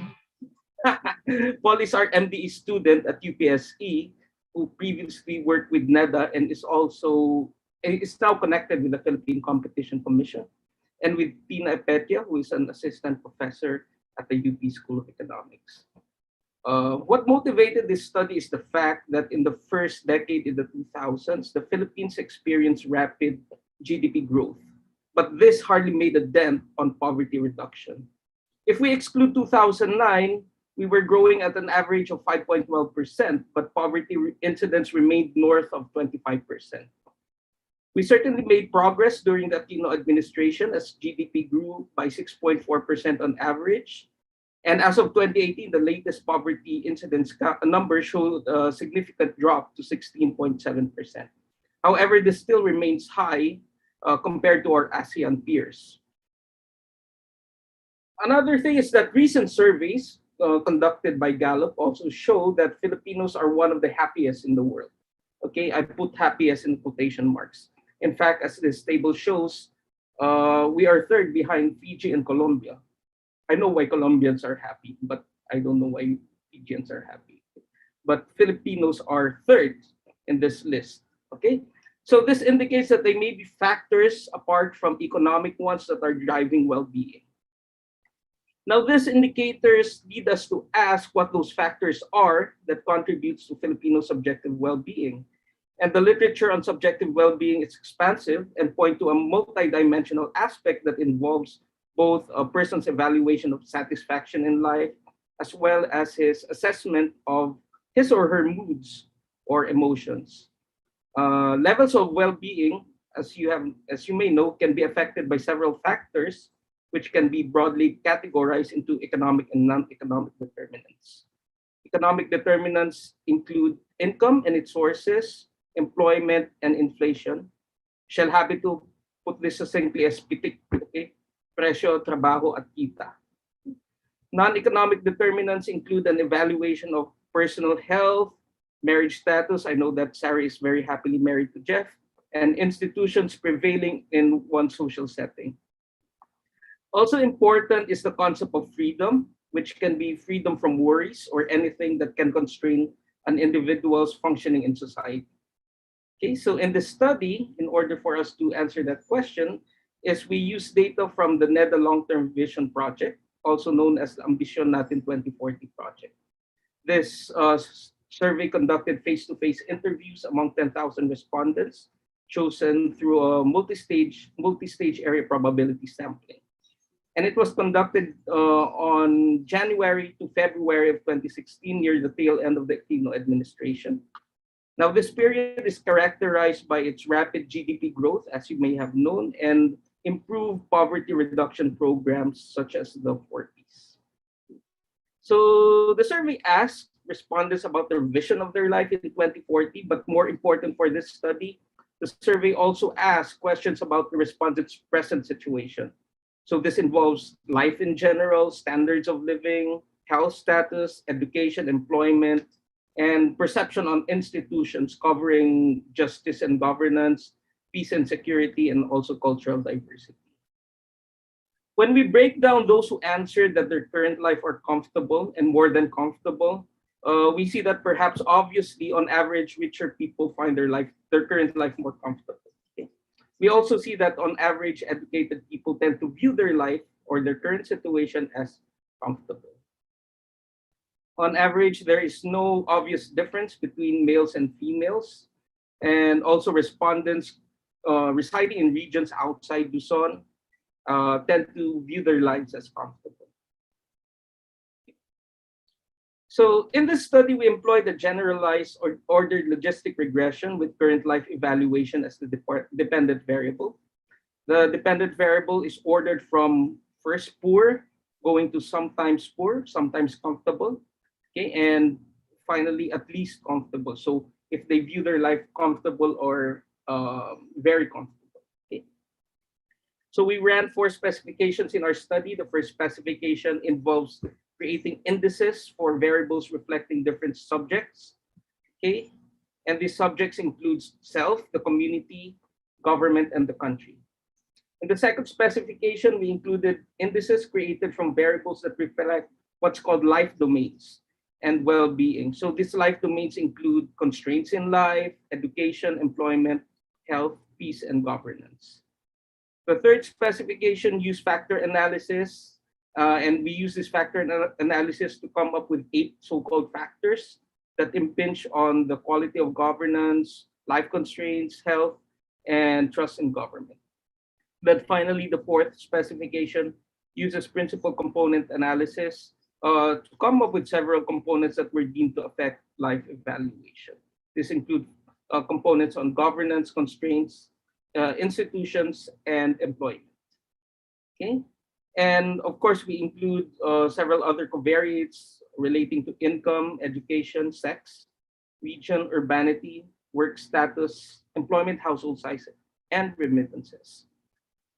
For this presentation, we focus on the second specification. As mentioned, we created indices for different domains, life domains. The indices for life constraints, for example, are created with these 4 variables. 4 questions. The other life domains are education, employment, health, peace, and governance. And these are the questions associated with each life domain. So we created indices for that. So in the interest of time, I will now present the results. Just a note, the odds ratio in this column, in the final column, and in the second column, refer to how a particular variable increases the odds to move to a higher category. So for instance, in this encircled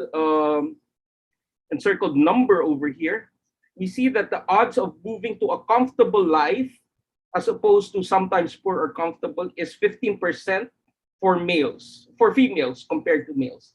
Now, 15% is obtained by just subtracting 1 from 1.50. So that's how to interpret the odds ratio. It's a probability of moving to a higher category.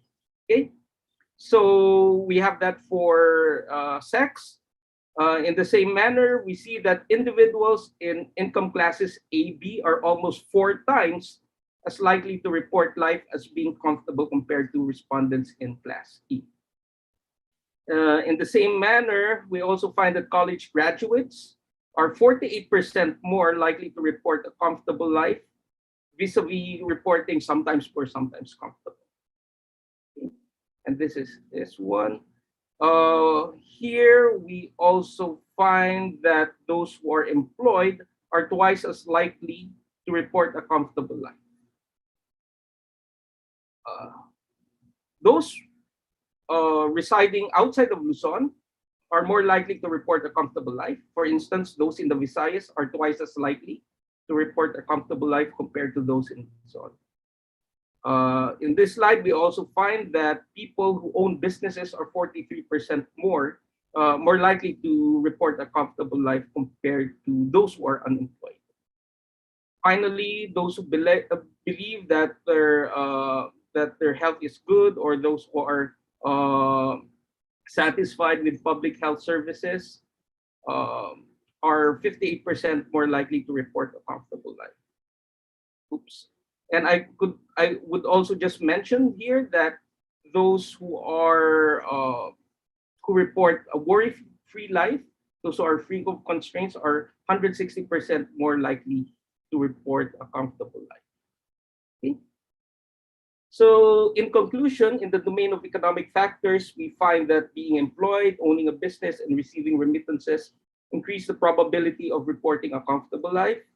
Regarding non-economic factors, we find that females as well as educated individuals tend to report a comfortable life. We also find that people outside of Luzon tend to report that their lives are comfortable. This is also true for people who believe that they are getting good quality community services such as health and education. Also, an important finding is that freedom from worries and life constraints also increases the likelihood of a comfortable life. If this is true, then there's an area for public policy to move, because public policy can impinge on social protection, both for the poor and middle class, to make them happier and make them report a more comfortable life. Well, not only for public policy, but this is also true for other forms of protection. For instance, I only hope that UP can provide a decent health insurance to its faculty and staff. I certainly would be happier. With this, thank you so much for your attention, and I will be happy to answer questions. Thank you very much, Carl. Would like to remind everyone that we have an open forum after all the presentations are done. So if you have any questions, you may place them on the chat box, or you may air them orally later. Okay, our fourth presenter is Dr. Fa Bagsit, or Farisal Bagsit, who is an assistant professor at the Institute of Fisheries Policy and Development Studies, College of Fisheries and Ocean Sciences at UP Visayas. She finished her BSc in Fisheries, major in Marine Fisheries, and Master of Marine Affairs at UP Visayas. She had the opportunity to expand on her training during her PhD in Coastal Resources Management at East Carolina University, having chosen social sciences and coastal policy as her primary track and biology as her secondary track. Her research interests include fisheries science, management, and policy, with particular emphasis on small-scale fisheries, coastal resilience, and gender and development. She was a recipient of the Bureau of Fisheries and Aquatic Resources Scholar Program, Fulbright Scholarship Program, and the University of the Philippines System Fellowship PhD in Coastal Resources Management. She's here to present her paper, Effect of a Seasonal Fishery Closure on Sardine and Mackerel Catch in the Visayas Sea, Philippines. Everyone, please welcome with me, Dr. Farisal Bagsit.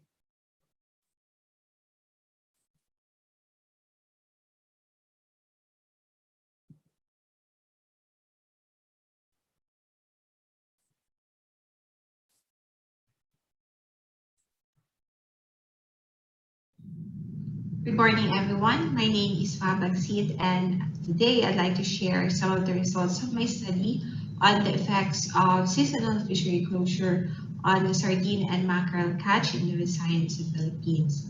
Before I start with my presentation, I'd like to thank the Philippine American Academy of Science and Engineering for giving me this opportunity to share our work. The Philippines has the fifth longest coastline in the world. 64 of its 79 provinces are located along coastal areas. As an archipelagic country, the Philippines relies so much on its fisheries. In 2018, for example, the Philippines ranked 8th among the top fish-producing countries in the world and contributed 2% of the world total fish production. In the same year, the fishing industry contributed 215 billion pesos at current prices and 122 billion pesos at constant prices to the Philippines' GDP. Clearly, our fisheries sector plays a significant role not only by providing livelihoods to millions of Filipinos, but also by helping to achieve food security. Next to rice, Filipinos consume fish and fish products the most, at 37 kilograms per year per capita. One of the principal stocks exploited in the Philippines are the small pelagic fishes, which serve as a main source of inexpensive animal protein, especially for the poor and lower income groups. However, over the years, icons of food security, such as round scods, anchovies, and sardines, have greatly declined in volume due to unsustainable fishing practices. In response, the Philippine government implemented fishery management strategies such as seasonal fishery closures or SFCs to regulate fishing activities in important fishing grounds in the country. SFCs have been widely used in fisheries management to prevent overfishing and reduce bycatch of protected species. They are imposed during the spawning period of species to reduce fishing mortality directly and to achieve greater annual reproductive output. Currently, SFCs are implemented in 4 areas in the country for different fishery commodities. This include Palawan for round scuds. There's also one in Zamboanga Peninsula for sardines. There's also one for Davao Gulf for mackerels and scuds, and Visayan Sea for sardines, herrings, and mackerel, which is the focus of my study. The SFC in the Visayan Sea has been in effect since 1939 as per Fish and Game Administrative Order Number 13, but it wasn't until 2012 when the strict implementation of regulation happened when a new director of the Bureau of Fisheries and Aquatic Resources assumed office in June of 2011. So during this time, SFCs were not only implemented, but were also reviewed and amended. And this resulted in the shortening of the SFC in the Visayan Sea from 4 months to 3 months, covering the periods of November 15 until February 15 every year, as per FAO 167-3, series of 2013. Despite being in effect for 8 decades, still there are varying perceptions of the SFC policy. While opinions of members of interest groups who are not directly affected by the SFC are presented in news articles, social media, and fora, there is no information on how people at the local level understand and perceive this fisheries policy. Questions have been raised because of the lack of comprehensive study on its environmental, social, and economic impacts. The BFAR cited success of the fisheries policy despite the lack of clear objectives, indicators of success, and empirical evidence, hence this study.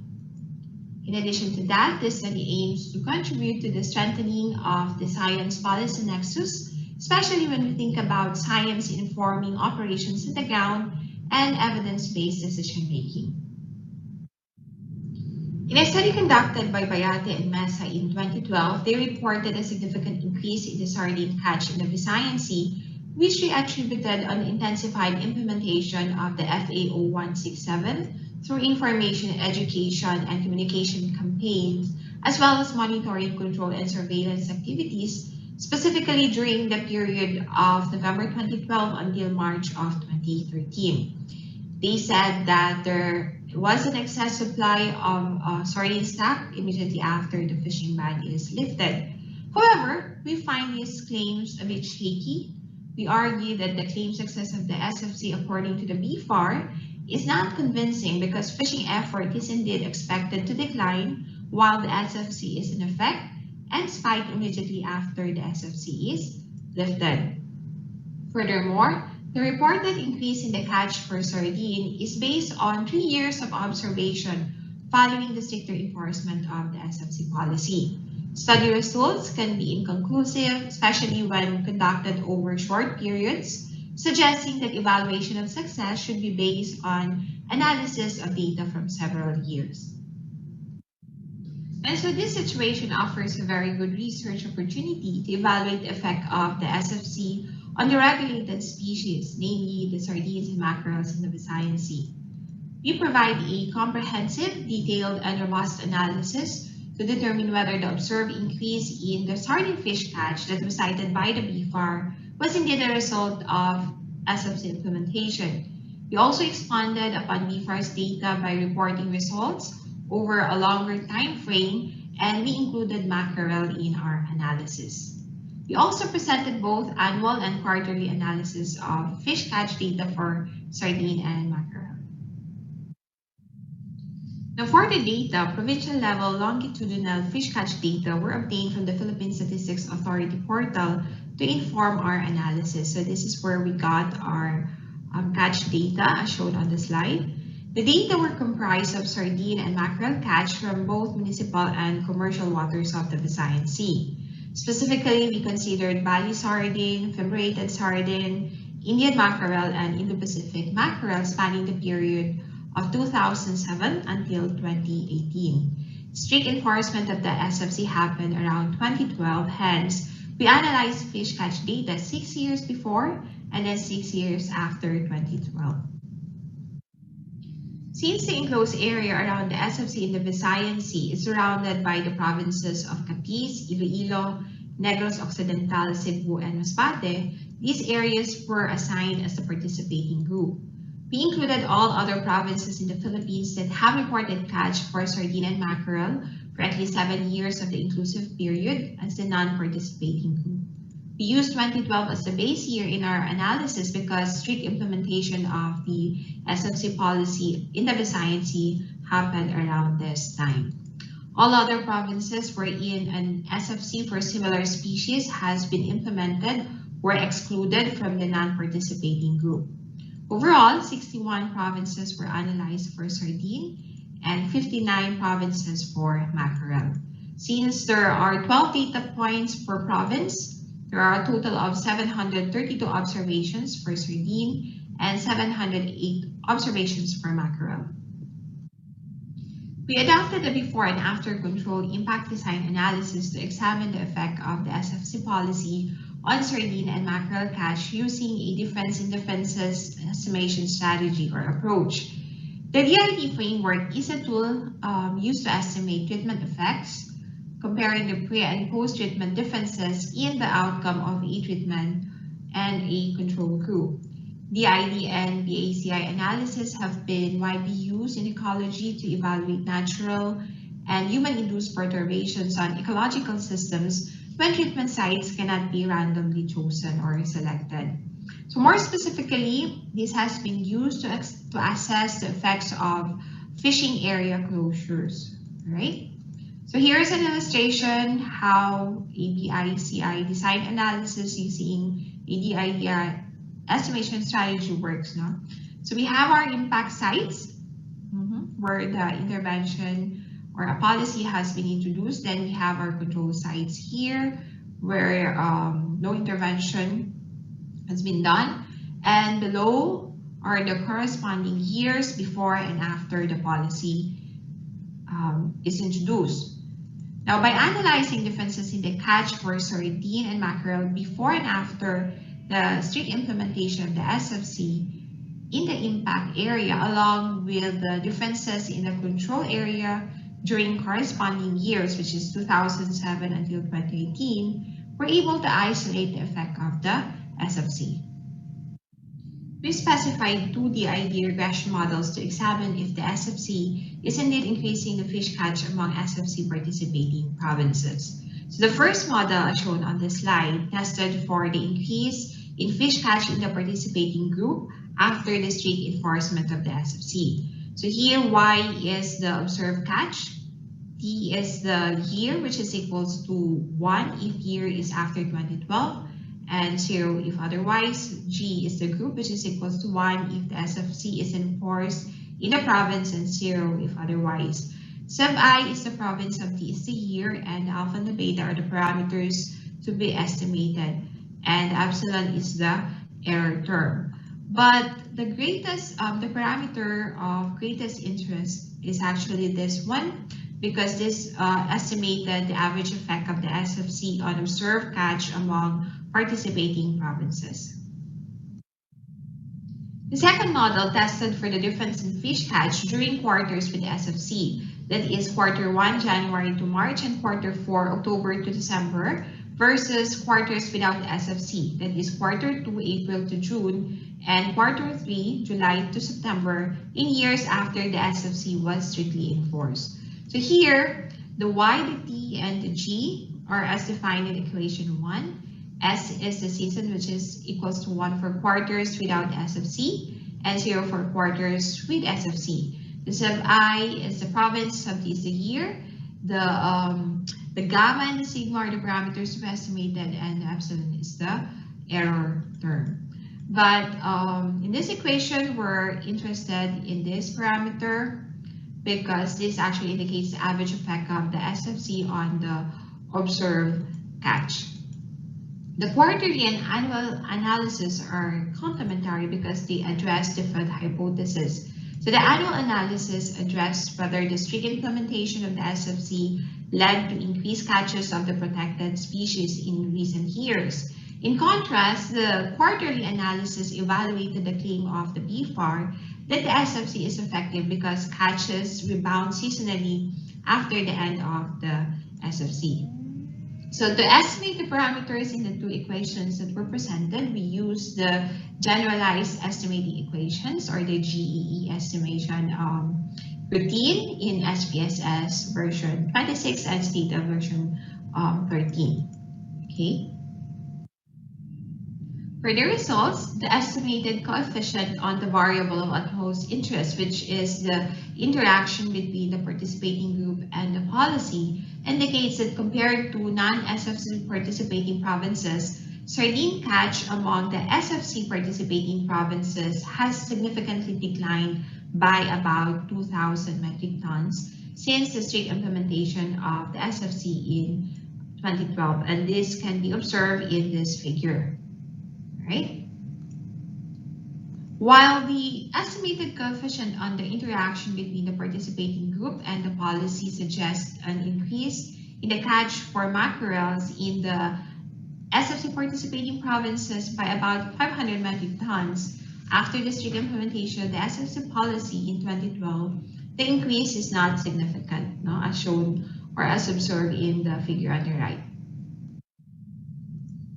Results from the estimated DID model, which is the equation 2, show that the estimated coefficient on the variable of utmost interest, that is the interaction between the participating group and the season and the policy, suggests a significant increase in sardine catch in the SFC participating provinces by around 500 metric tons compared to non-participating provinces during the quarters when the SFC was not enforced. And probably this is what the BFAR has been seeing, okay? So in contrast, the estimated coefficient on the interaction term, participating group, season, and policy indicates that mackerel catch is 53 metric tons lower among provinces observing the SFC compared to their counterparts, even after the SFC is lifted seasonally. However, the observed decrease is not significant, all right, as shown on the figure on the right. Now, for the conclusions, based on a BACI design analysis with a DID estimation strategy, the effect of the SFC policy on sardine and mackerel was evaluated. Although quarterly analysis of the catch for sardine shows significant increase in the catch for sardine in the participating group during the open season, overall catch for sardine at an annual scale decreased after the strict enforcement of the SFC policy in 2012. So these findings do not support the claims by the BFAR on the increasing catch of sardine in the Visayan Sea. On the contrary, there was no significant effect of the SFC policy on the catch for mackerel even during the open season. While there was an increase in the overall catch for mackerel after 2012, the increase was not significant. And with that, I'd like to thank the Fulbright Scholarship Program, the Department of Coastal Studies at the East Carolina University, and the University of the Philippines System for the support during my graduate program. Thank you.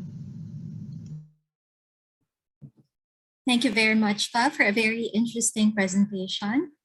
And now, do we have Prof. Alvin? Yes, we have him here. So we'll just give you 2 minutes to wrap up your presentation before we go to the open forum.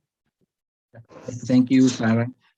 Just very quickly, so oops, can I share my screen?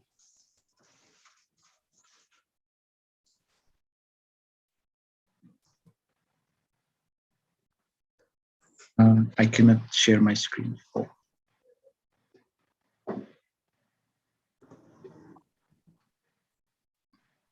There you go. I've made you co-host. Okay, thank you. So just 5 more slides before I got caught by that power outage. So I'm sorry about that. I'm not going to open my video because I have no light here. Right. Right. So as I was sharing earlier, the biggest impact that we could do to prevent further scarring is really to revive agriculture. And I'd like the presentations earlier talking about how agriculture in general, including fisheries, of course, can help prevent widespread job losses. And if COVID is going to be endemic, and other pandemics will happen again in the future, we really need we need to produce our own food and not be dependent on almost everything overseas. But agriculture employment is erratic, as I have shared earlier. This is the last 6-7 months of the labor force survey. As you can see, even during the time when we're supposed to be having more agricultural workers during the summer period, April, May, we actually did not, produce a lot of workers, and more decline in July. But we rebounded in August, surprisingly, in the midst of the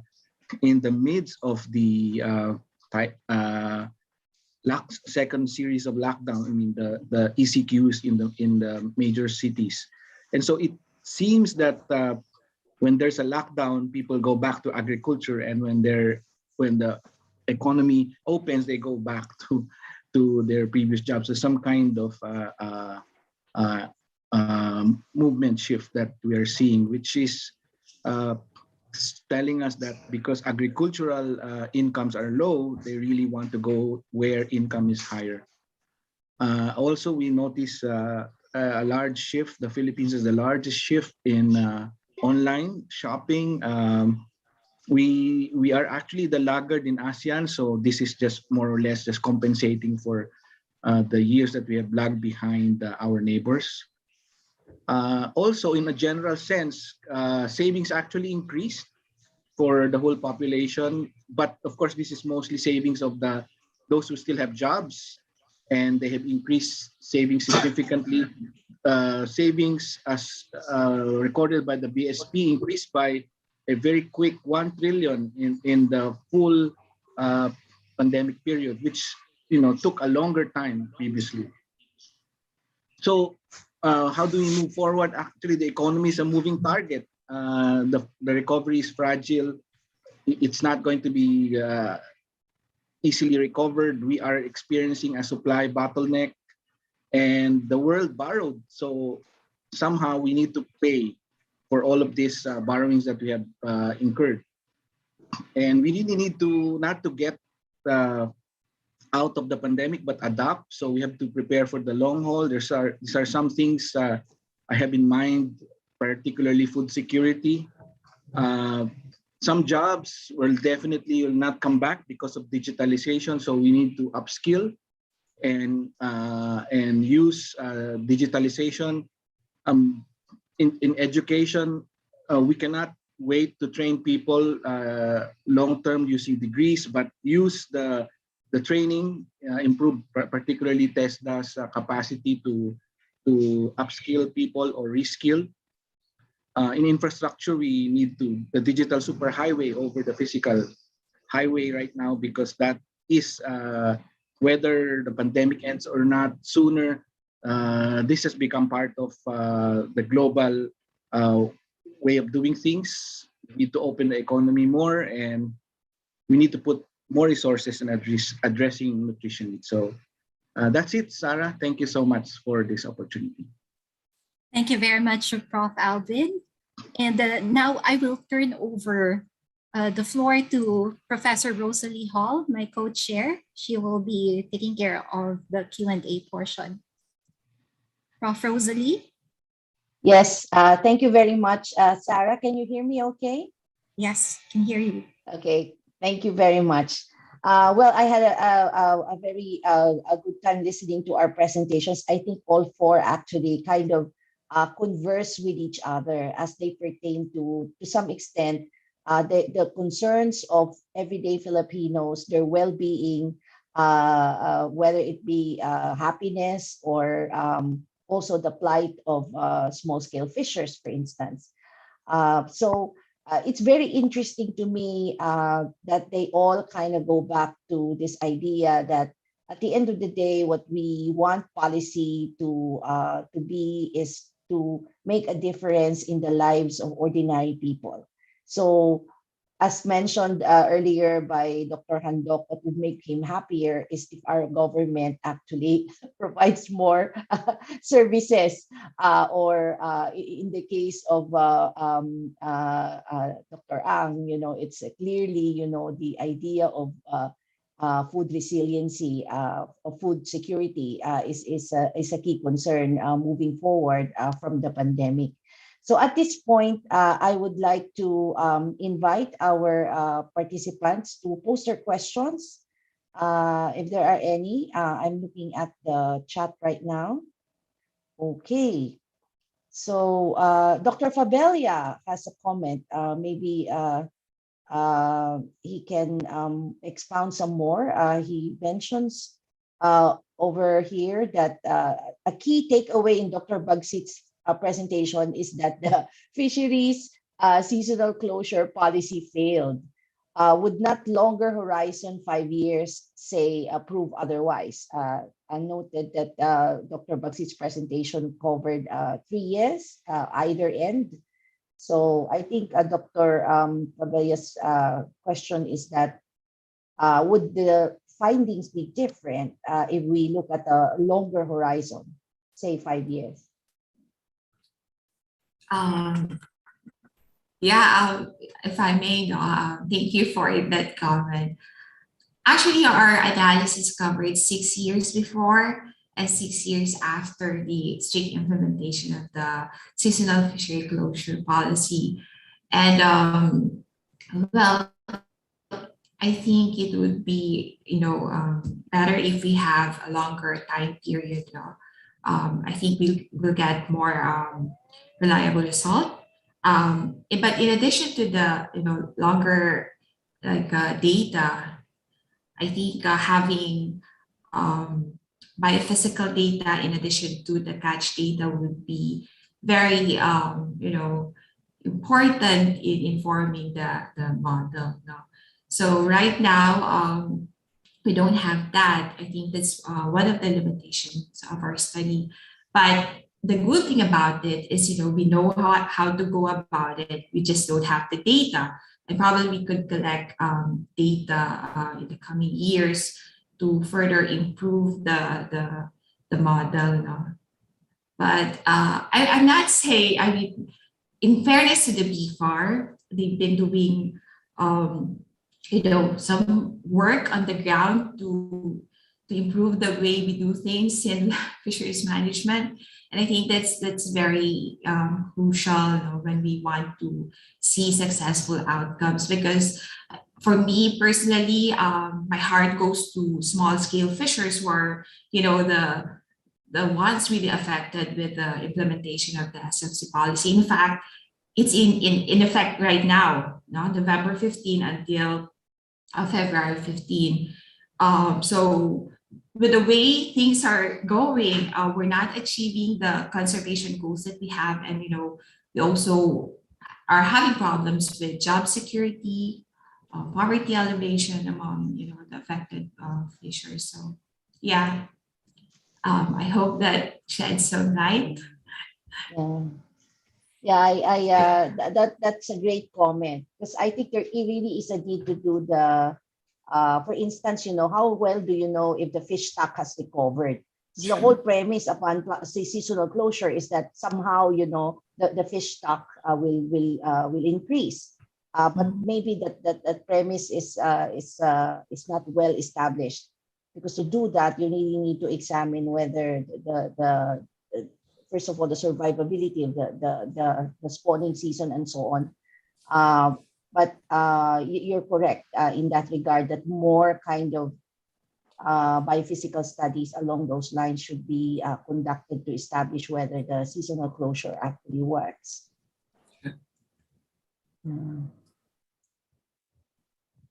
Dr. Fabelli has a question. Oh, sorry, I missed the time horizon that you included in your study. So you have 6 years before and 6 years after, so that's quite long enough. The other thing that I'd like to observe is your data came from small scale farm fisher folks. Is that correct? They're actually aggregates of municipal and commercial fish catch in the Visayan Sea. So they're combined. Okay, so because my question is simply that if the fisher folks were not having any increase in their fish catch, is it possible that the bigger commercial fishers are harvesting the fruits of the experiment? Yeah, that's a very good question. How does the increase, for example, or decrease in the catch is distributed between the commercial and municipal sector? And we did like a separate analysis for that, just to see who are the ones benefiting and the ones losing, really. So if I may share, am I allowed to share some slides, Sarah? Just to show how it looks like, or I'll just talk about it maybe.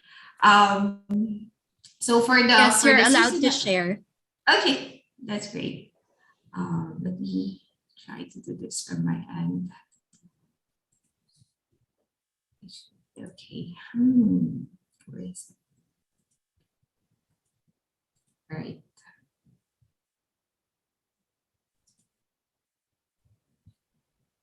Are you seeing this now? Okay, it should work. You're seeing this, right? Is it good? Yes. Okay. Okay, thank you. So let me go back to the annual catch. Remember, we have two analyses. We have the annual and versus the seasonal catch. So this is how it looks like when we analyze the distribution of the gains and losses in the catch. So for municipal sardine catch, for example, you're seeing some well, both sectors are actually losing. They experience decreasing sardine catch. During the corresponding years when the SFC has been strictly enforced. And the decline is much it's greater compared to the non-participating provinces, which is of course expected. Now for the mackerel catch, we see some gains in the municipal sector, as shown on the left side figure, but for the commercial sector, we're losing annually, right? Now, for the seasonal sardine catch, we're seeing gains from both sectors, which is a good thing. Now, but I believe it's not that significant, right? Same with the mackerel catch. We're seeing gains in the municipal sector for mackerel catch, but some losses on the commercial sector. Yeah, but again, these are not significant, all right? So I hope that it adds or that help. Thank you. Very interesting. There is a question from Sarah to Jeff. The question is, do you have a hypothesis as to how initial income affects or would affect the extent to which agents trust other people and institutions? Okay, actually, that's a very good question. When it comes to income effect using the World Value Survey, I wasn't able to do it for the World Value Survey. I was just able to look at it and use a Spearman correlation because of the nature of the data. But for the experiment, I was able to calculate income effects to remove it from the average treatment effect. So it's around less than 0.5 percentage points for the Philippines. But for Australia, it's not significant. Actually, the same thing is true for the World Value Survey. If you're gonna do the correlation between the income deciles and their trust rating with regard to institutions and individuals, it's also not significant for Australia. But for the Philippines, it does matter.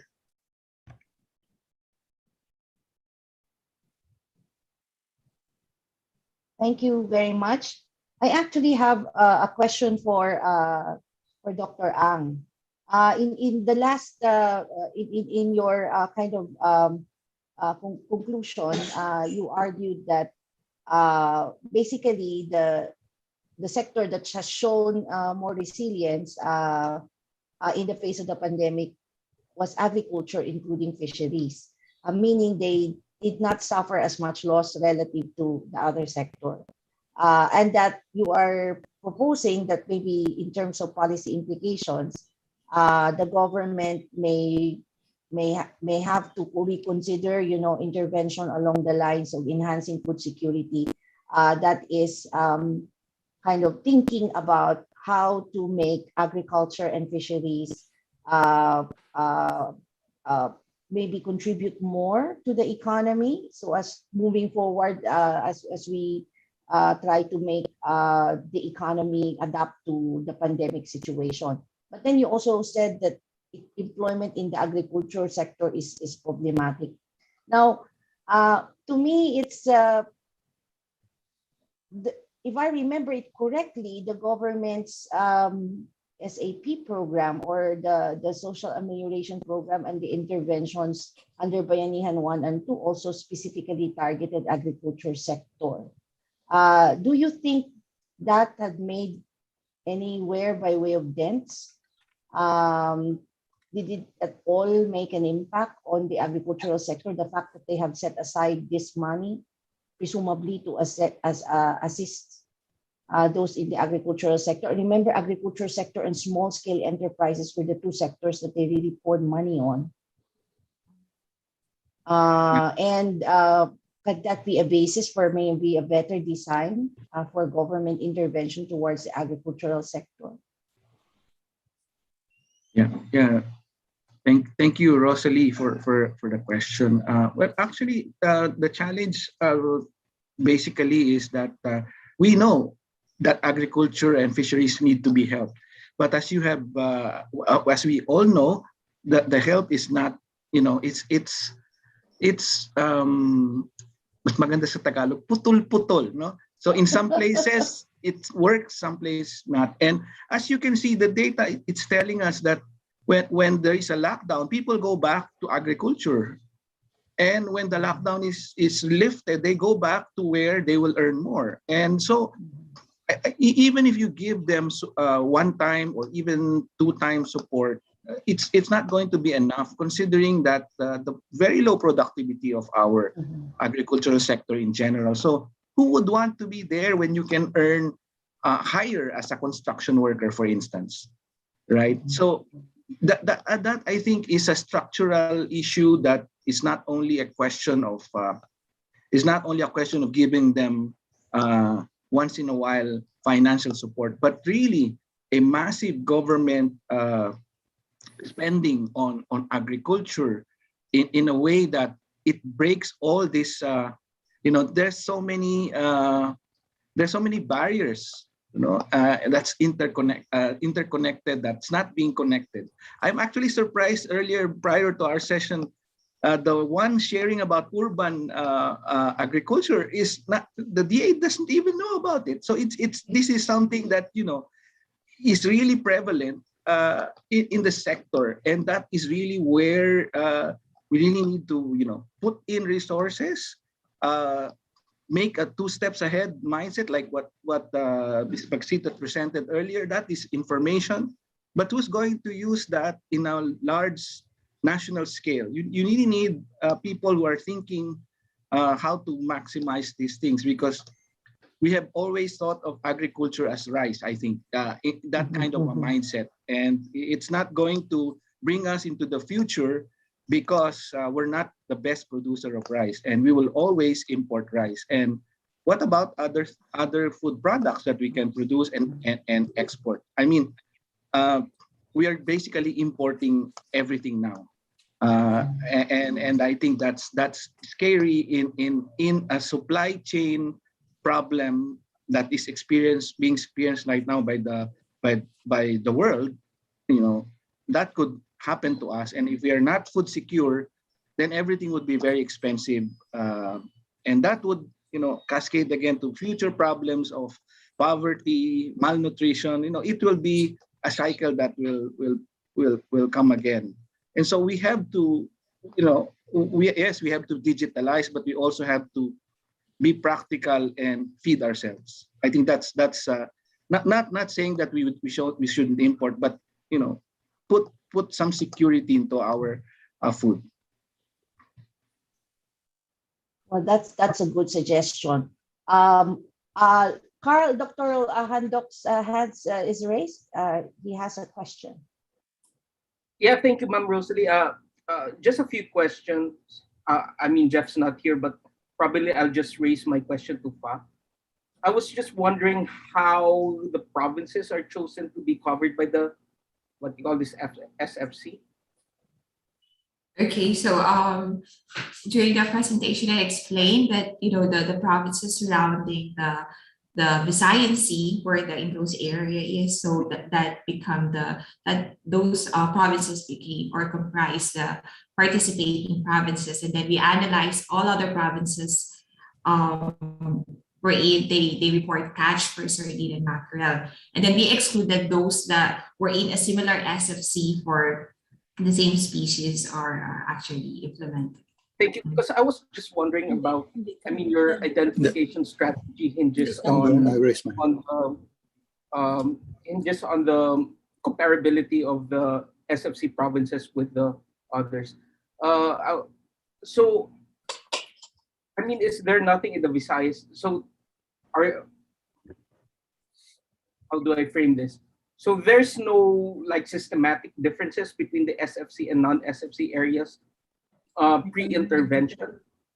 So in terms of like governance, in terms of like other socioeconomic factors, because that would play into your identification strategy, because the imposition of the SFC was not random.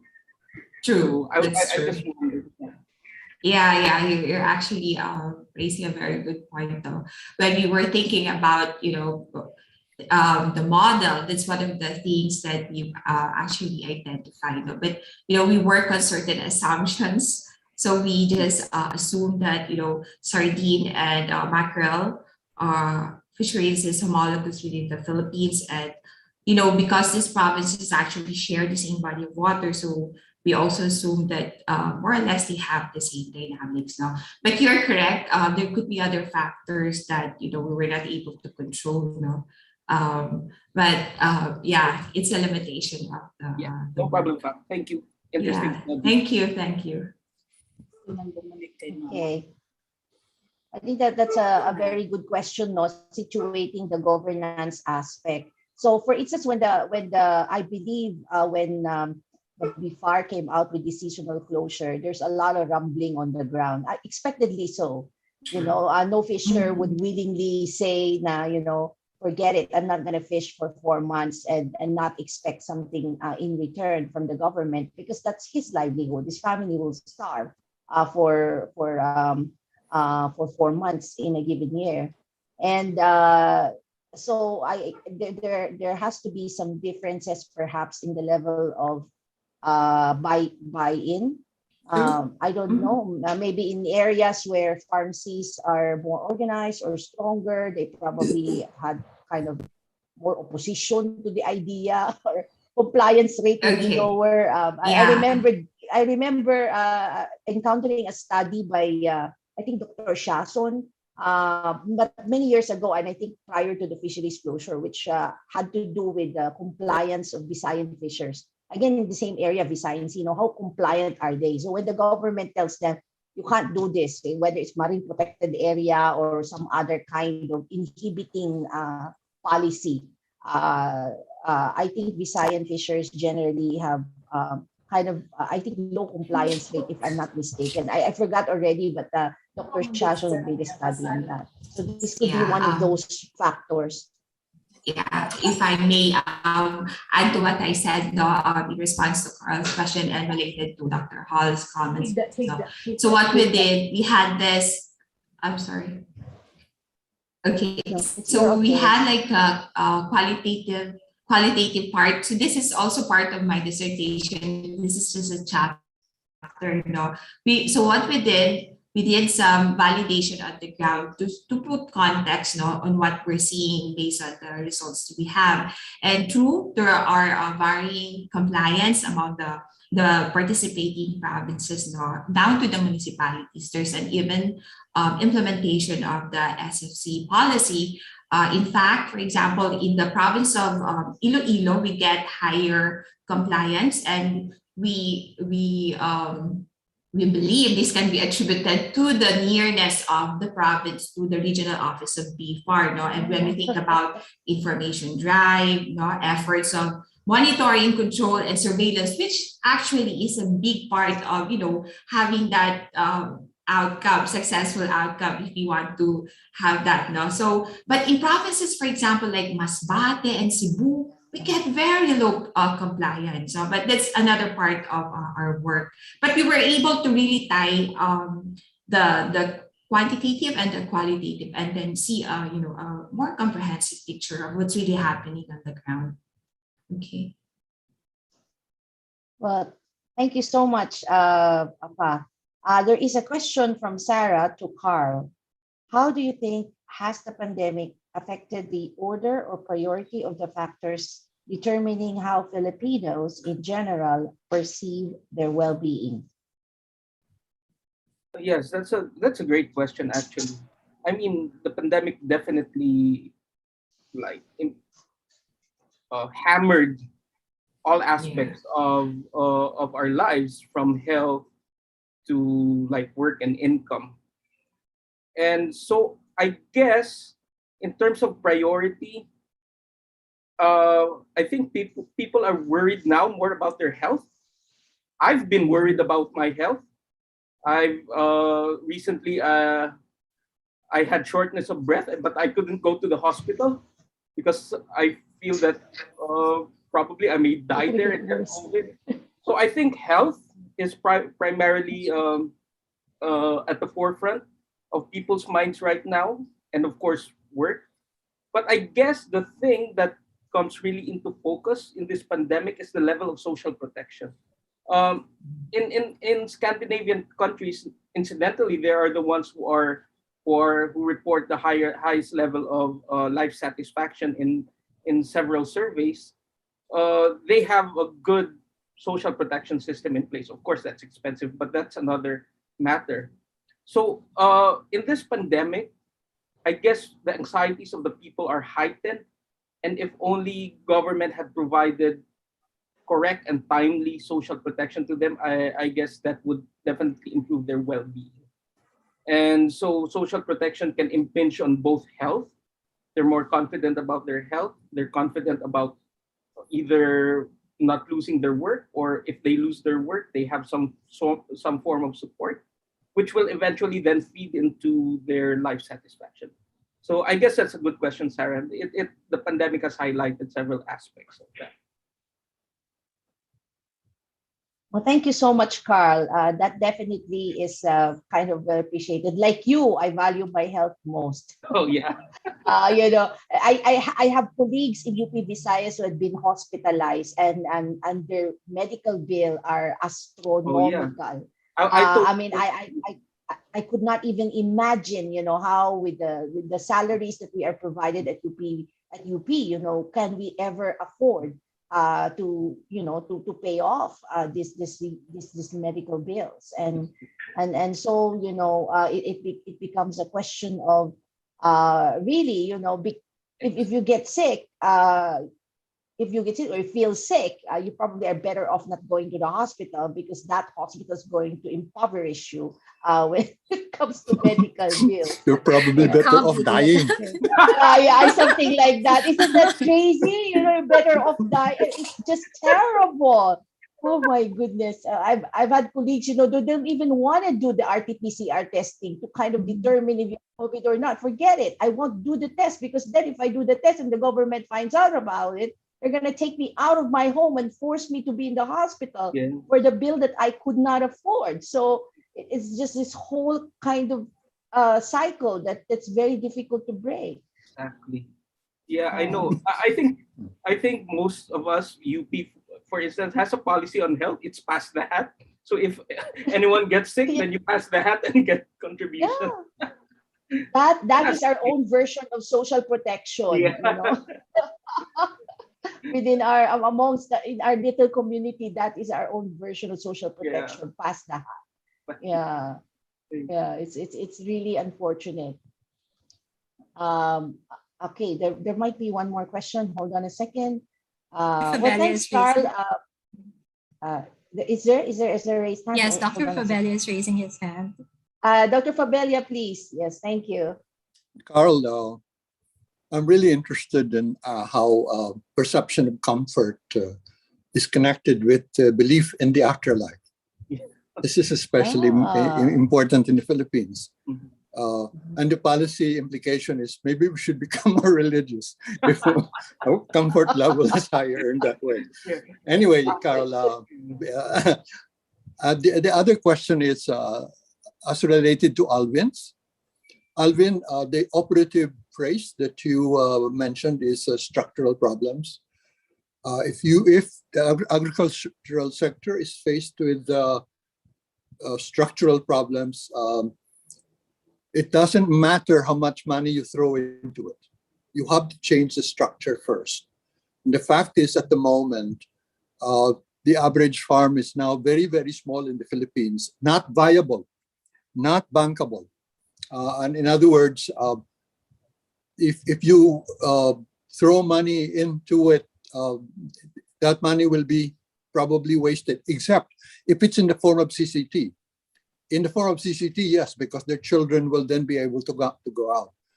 So yes, the structural problem is that our farms have become very small. They're not bankable, and therefore the need for consolidation of farms. And with the consolidation of farms, they need to re-attract private capital into the agricultural sector. That's all. Alvin. Thank you, Raul. Yeah, I agree with you. We need really to change the structure, and I think also the mindset of the governance, how it is governed, because I think it's still a silo kind of governing in that sector. And I know a lot of farmers who have done very well, and you're right, because they have big farms. I mean, they have huge land that they were able to maximize, but they don't want to buy the small farmers' land, but the small farmers are selling because they couldn't make money in their very small places. So many farmers, have a heart to help these smaller ones, are also not happy with the way DA is, or even the local governments are working on it. So it's really a structural thing, and I hope the incoming administration should, I heard all of them saying something about farming and agriculture. Totohanin na nila, at gawin na nila. Yun lang po. Thank you. Well, thank you very much, Alvin. Let me see here if I've got any more comments from the chat. None, and no raised hands either. So, okay. So, I think at this point, we will close the open forum if there are no more questions from the participants. Again, I would like to thank our speakers, Dr. Handok, Dr. Arapok, Dr. Ang, Dr. Badsit, for again this very informative session. And it really kind of drills in the idea that at the end of the day, we are very much interested in the well-being and the socioeconomic status, but particularly, as we try to get ourselves out of this rut that is brought about by the pandemic. And who knows, in 6 months, as things move forward, we'll see, as it were, the silver lining. Pero mukhang I didn't take the quarterly growth rate has gone down, of course, is still very disparaging, but hopefully, things will improve in the next quarter. Okay. So at this point, I'd like to turn over the proceedings to Sarah, who will then formally close today's webinar. Actually, thank you, Prof. Rosalie. I'd just like to echo your thanks. We thank all the participants and especially our speakers for coming in and presenting their work. It has been a very productive, very interesting morning. And so we hope that in the next webinars of PAASE Rec 13, we can invite you guys again, and as well as our other participants. Thank you, especially Dr. Favela, for your questions, for participating. Okay, so we hope that everyone has a wonderful rest of the day ahead. Keep safe. Thank you. Thank you. Thank you very much. Yes, Carl, please. Alvin. Noted. I'm just reading your Thank you, Prof. Alvin, and thank you, Fa. Very interesting. Yeah, wanted to ask Fa earlier regarding so you said exporting outside is not allowed, but to other to other regions, or to other localities, the nearby localities. Yeah, so the species actually they're more of for local consumption, so we don't normally export them because they don't really command value at the international market. Yeah, so it's really more because these of are pretty much enclosed, not like open sea. Is that right? Like these well, yeah, near short waters you can catch them within